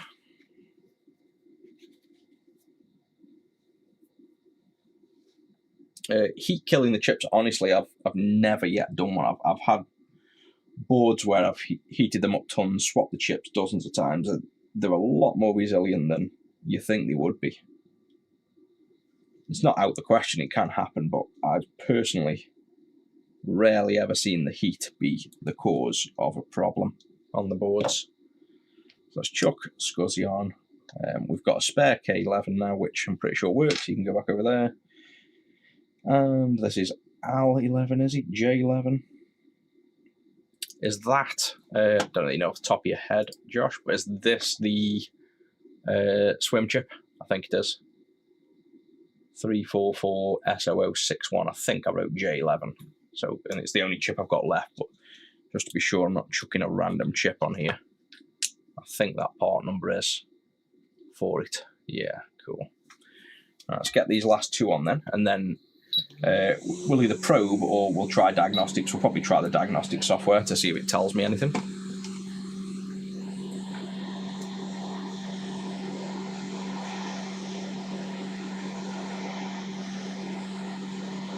And I suppose the sound is a big hint. The fact the sound's corrupt is... I mean, it could be the sound chip. Again, because that's the thing that died originally. We could take the sound chip off, remove the sound chips and see if it boots. Which will, might do, probably will do. Just to see if that's the problem.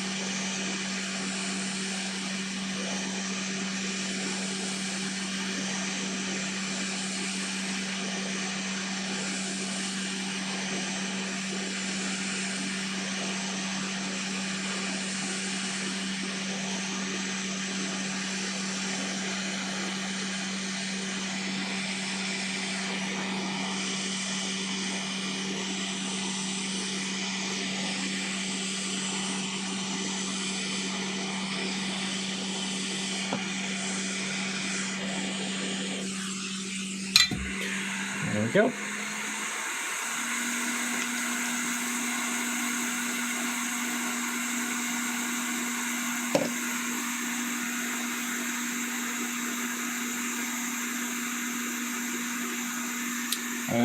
Wrong way. Which one?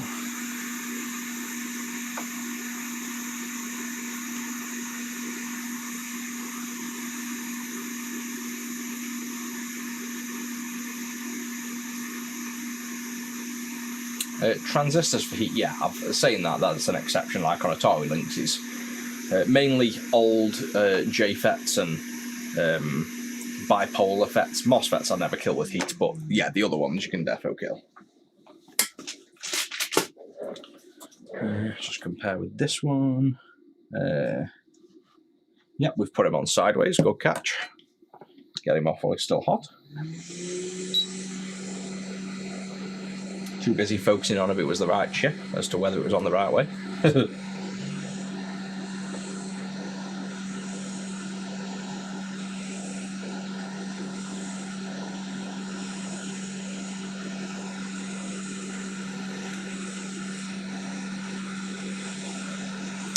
Soldier 9 station is just a quick 861 DW, about 100 and something pounds. And then the iron is a clone of a JBC, so it's called an I2C.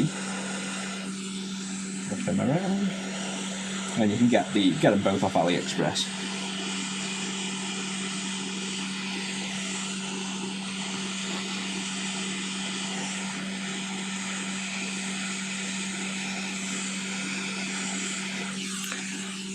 There we go, he's on the right way.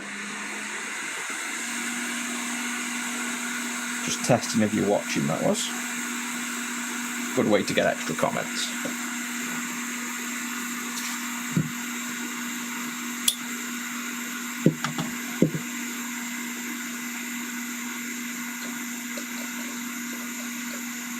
Oh, I know the best way of almost killing it as well. I plugged, on my one, I plugged the SCSI in backwards when I was off camera.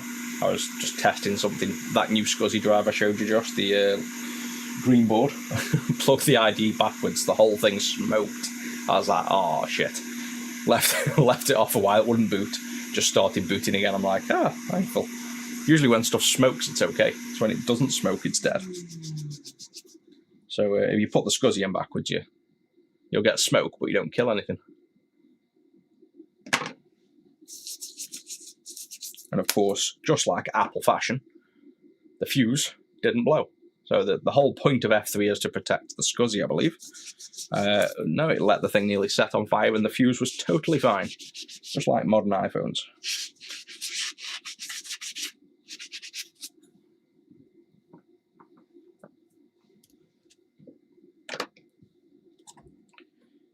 And then we have all the chips on, they're all the right way.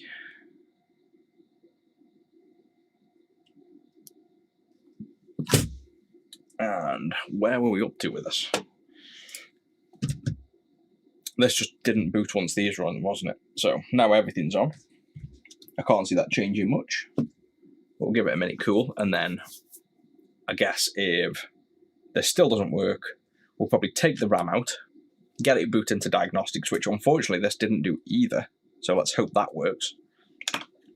And then if we get into diagnostics, we might be able to then test the VIAs and stuff. But likelihood is we're going to have to scope this again, I'm guessing, to figure out where the corruption is, because the audio is a real key sign something's not right with the data or the address. Or we could just have as well corrupt BIOS. Bear in mind, one chip's dead, the others could still be faulty. I don't now trust these. It might be that it works enough to get to, part of the RAM test, but the rest of the chips are corrupt higher up. So these might be suspect again. And unfortunately, like I say, the ROM socket doesn't fit down here. So this ROM socket down here, you can't fit at the same time. Doesn't quite fit, so we'd have to remove all this, which is even worse. So we're kind of stuck with these chips for now, but it might be worth getting some more of these. Yeah, that's all close enough. That on, and I presume we get nothing. Okay. What?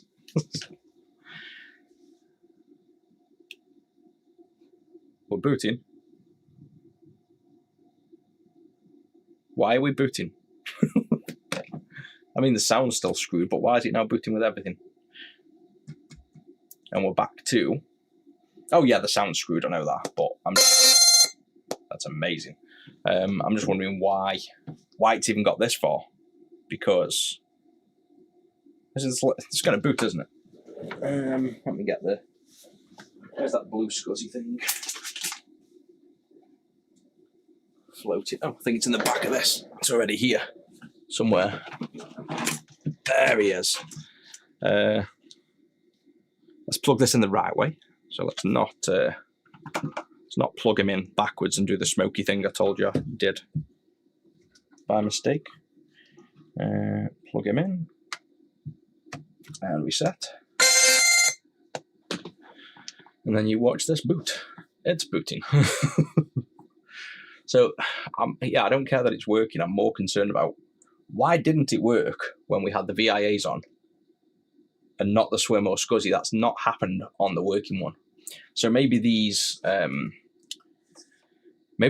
chips, this custom ROM we've done, Josh, is something different than the stock ROM, because this is not what happens on stock ROM. We've proved it. We've got well, this board, as I was taking chips off, we've had it booting without. I know for a fact we've had it booting without the scuzzy and without the swim.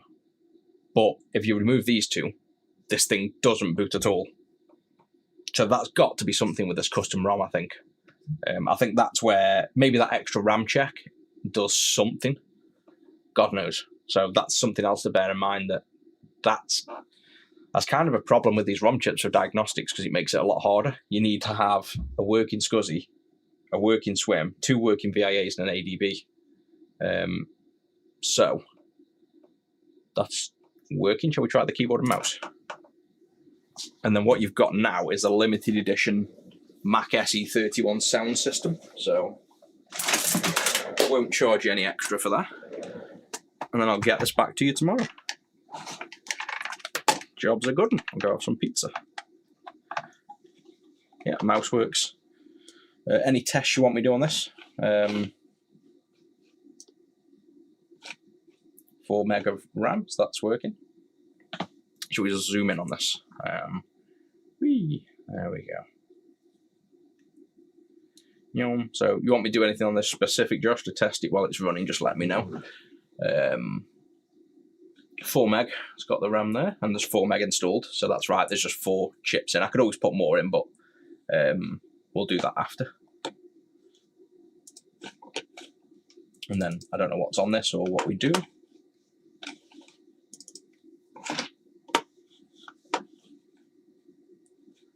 Downloads.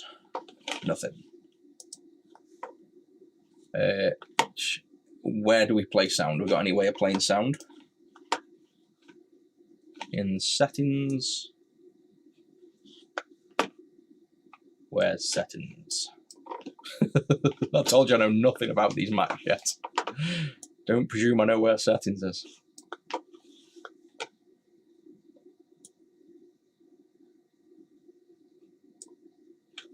Control panel, maybe? There we go, sound. That sounds normal. I wonder if that sound is corrupt ROM. That would make sense. If the BIOS is corrupt, it's making a corrupt sound. That to me sounds fine.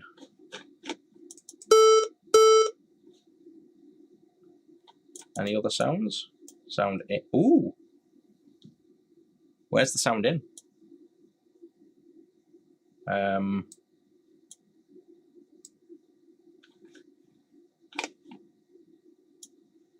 Can we pipe sound in and play? Yeah, God knows. Yeah, so it looks like this is working then, doesn't it? Basically just, that's definitely right. That's, so it's just bad ROM. So, I mean, that's easy enough if, I can program the others again, or if you want a different ROM programming, just let me know. But the boot up sound is obviously just in those ROM chips, and one was bad. So the likelihood is those chips are bad. I don't know whether we just source some. I don't know whether they're on DigiKey. Get some, more recommended ones, but that seems to be working.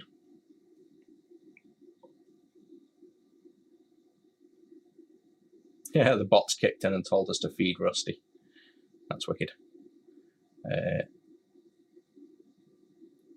It's in the ticket. I can flash the ROMs, yeah? I think they'll be writable. So we can... I've already I've already flashed that ROM that we mentioned. Did you send me another one? But the one you mentioned that was split originally, I've already done. But I guess I could do another one. And we could also let's put more RAM in as well, just to be sure. So let's put these other 4 in. And check all 4 sockets. But we did this right before everything died on us. So I'm sure this is these RAM chips will still work as well.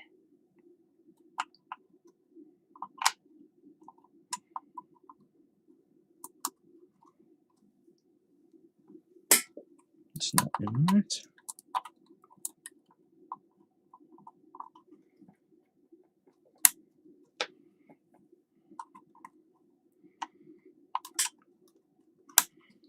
Right, so that's all 4 of them in. Let's just boot that back up as is then. Let's see if we get the extra memory now. And then we know the system's basically good, and we can easily play with the ROMs.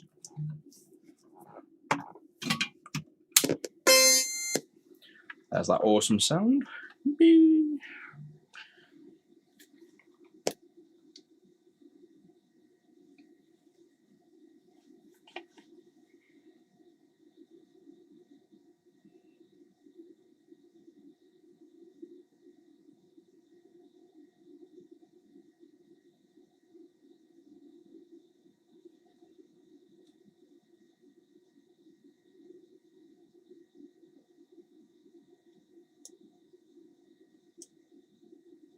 Yep, and there's 5 meg. So this is fully working then, isn't it, basically? Internal sound work from the pins. Let me try that. Yeah, because that's the thing that we had the issues with before. Let me just open up control panel. I have swapped that amp, so the likelihood is it will work.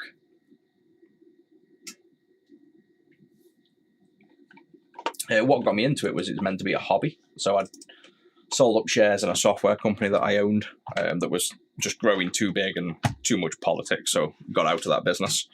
And this was meant to be a fun hobby, and like most things I do, it turned into yet another business. So it's something I only do though because I enjoy it.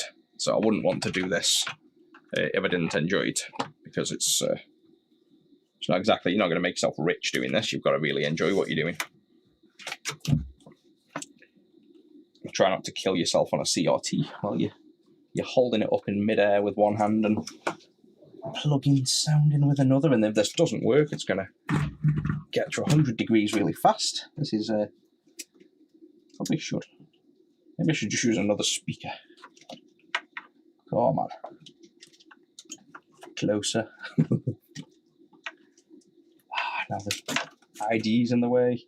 Yeah, this is going to end in disaster. Let me just let me turn this off before we kill everything we've worked hard to get working. And where's the speaker? Wedged in the front. I'm going to guess it's just an 8-ohm speaker. Let me just measure what the speaker is. And we'll just fit another speaker. It's easier than doing this. Jeez. Right.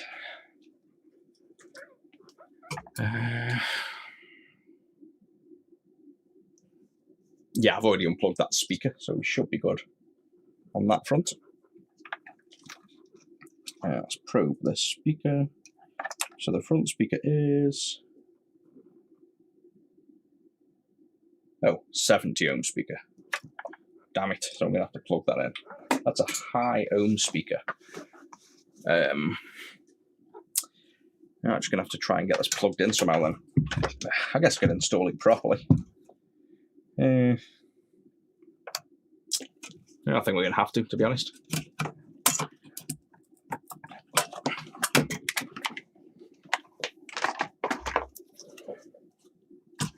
Unplug power, turn on.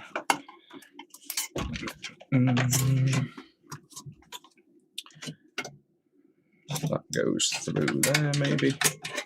Nope, that's not even the one we're using. This, so confusing. Get through. Right, you can go there. You can go in there. You can fit in there. Right, we're plugged in. Yeah, I guess. We don't need to see the screen for now. I guess if we hear the ding-dong, then we know it's working. So let's just make sure this board isn't shorting out, because it nearly is. Let's pass him through there. Right, so he's not going to short out now.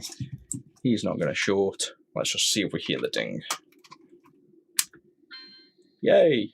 Working. So you want to hear that again? Or not? That worked for one ding. Oh, it's fell out. Why no ding? You dinged once. No more ding. You heard that? I wonder if I've pulled the speaker off. Let's check what's going on the front. This is ridiculously awkward. There we go. Definitely haven't killed it. No boot.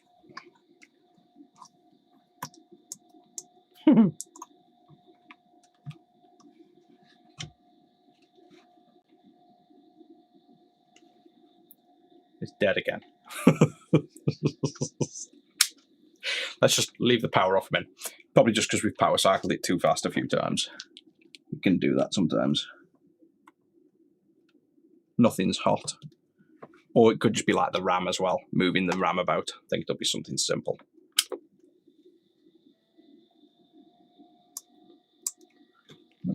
Unplug speaker. You know what? I wonder if the ROMs are bad, like you say. Oh, hang on. The scuzzy wires hanging out.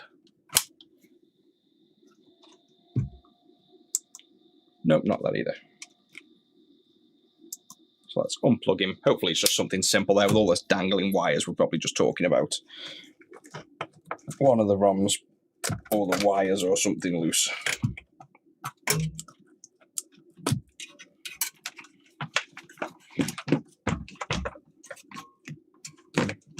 Feed them back through.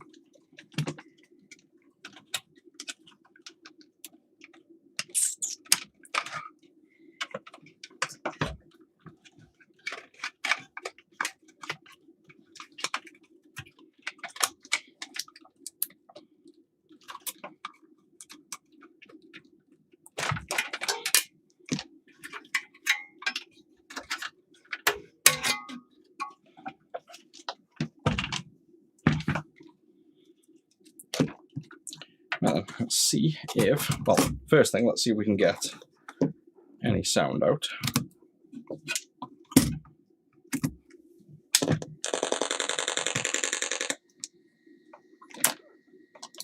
Yeah, I'd say that's going to be, I reckon these ROMs are dying. I think that's the problem. Yeah, these ROMs are definitely dodgy. So all I've done there is pushed on these ROMs and it started booting again. So obviously I've got this unplugged. So it's definitely, these ROM chips are not to be trusted. So at least it's a simple thing. Let's just get it booting again. We heard the speaker, so we know the internal speaker's working. If I could strip it from the board, that's probably easier. If I can actually get it out of the monitor, but I don't know how easy that is. Because then we can just plug it in and just do another quick check while it's working. So all that's on. That goes in. Let's see, and then failed. I'm guessing that's failed boot again. So let's push them. Yeah, it's these ROMs. They're definitely no good. But that's going to boot. So there's no point in reprogramming these ROMs. They're obviously shit. So we'll get some new ones.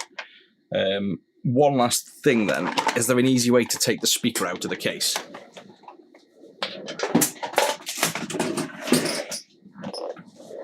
Because if so, I know it's the ROM because the ROM died. So I doubt it's the socket. The fact that the ROM died, pushing it's probably just helping it. If that voltage level started about 7 conversations there. if you didn't really see what happened originally. Basically, the voltage should be 4 volts, and the dead ROM chip, it was like 3.3. So it was under voltage. So the chances are the other ROM chips are bad.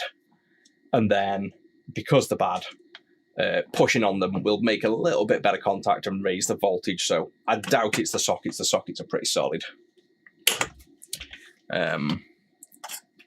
Shall we use the second Mac for the speaker?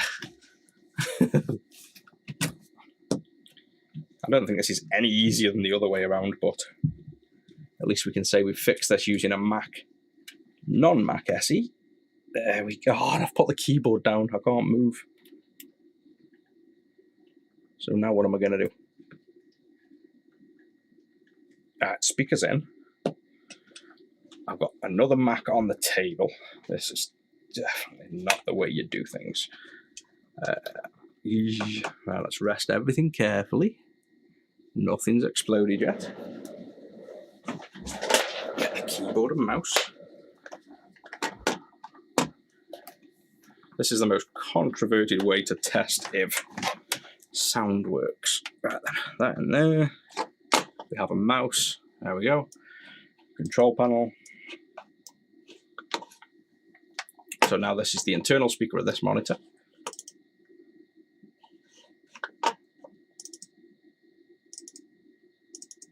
Maybe this speaker's bad. So we're going to have to plug the other one in. But we heard it boot once. Let me try and power cycle.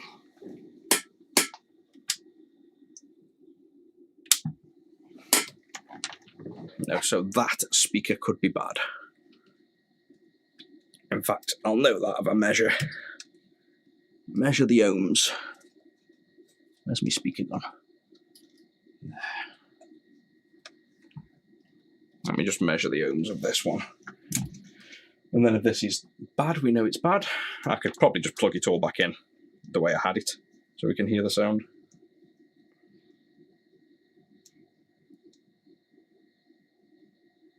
Speakers shouldn't be polarized. Yeah, this is a 200 or 1.2 million ohm speaker. You can see I'm probing the speaker here. So this speaker's just dead, so that's why. It's basically an open circuit. So the speaker in that one is bad. So let's just do it once more. Let's just power it down, plug it in properly, see it booting, and then we know it's just bad ROMs. And then I can either wait for you to send me ROMs, or I can buy some ROMs, or I can just ship it to you and you can just extract them and, plug them in, but you might not have the programmer, so you're probably best just waiting for me to get the ROMs, I'm guessing. Or like I say, you get them ordered and send them in, whichever works. But that's obviously the only issue left by the looks of it. Let's just go for one more. I want to see this working fully with sound internally. And then at least we're comfortable everything's working good. Where's the SCSI gone? In my hand. What am I trying to do? Pass this through. So this comes through here. Get that onto there. This goes on the board. This. How does it come out? Don't remember unplugging him. That goes up there. Now we've got to. Oh, that speaker's come out again. This is so. Oh, I'm gonna have to just do it properly, aren't I? There's no shortcut to this.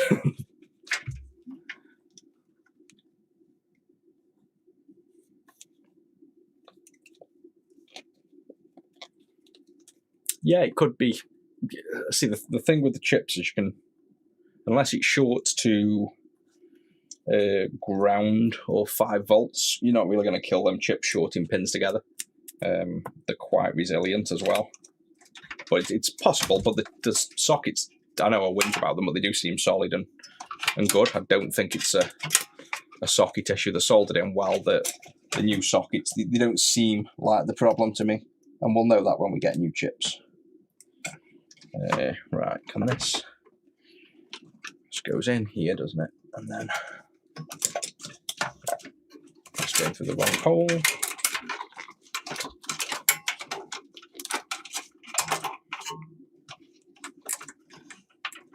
Literally never built one of these yet. I've taken them, 3 of them apart. I've never built one up.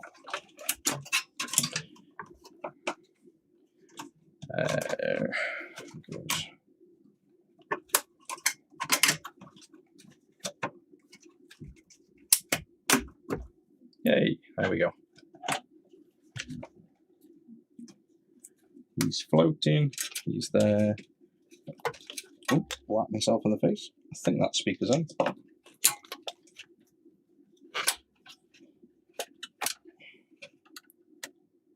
Now it's in. Old hard drive, might as well take him out, he's dead. That old hard drive died on us as well, for no reason. Where's this plug-in? There. To be honest, Macs are fragile. I just realised. We have this hard drive died on us. The speaker's dead on the one I brought. Mine had broken traces just sneezing at it. We've had a sound chip die. So yeah, I take it back. I think Macs are quite fragile. I suppose for their age though, they're pretty good. Right, we're in properly, the way it should be. That goes there.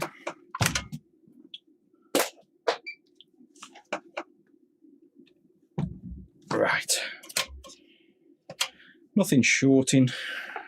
Nothing's going to blow up.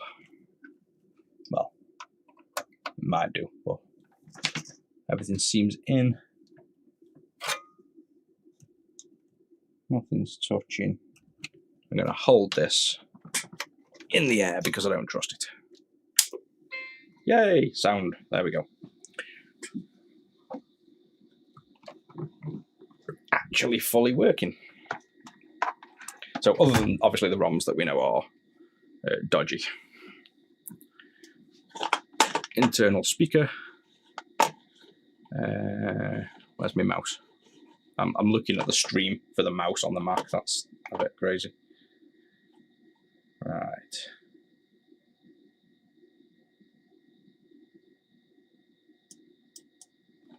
Control panel.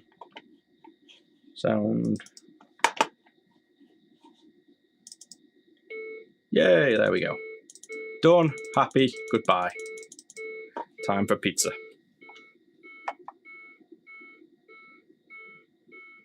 Okay, I pressed that a few many times. There we go, all good. Yeah, for the ROMs, you can either buy them for me and get them shipped, or I can find them on DigiKey or somewhere, send me the ROM files you want me to flash, and then I can just leave this exactly where it is and just program them on, test it works, and we should be good to go. Finally.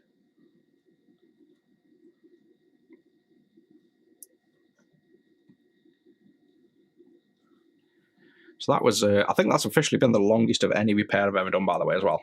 This takes the crown for the, I think it was the Sega Megatech. Took me, well, that took me months, but this has probably had more actual time on. I spent months on the Megatech reverse engineering stuff. This has just taken tons of actual labour time to figure out. But now I think we've got a decent grasp of how it all works. So I think the next one's definitely going to be easier than this. Plus I got £10 donation. Whee! Set a new goal now.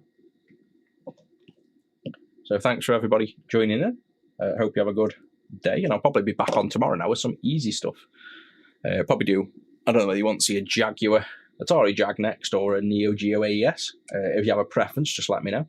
Otherwise, I'll probably just start working through the backlog. I've got an Amiga as well, actually, an Amiga 1200 I've got to build up.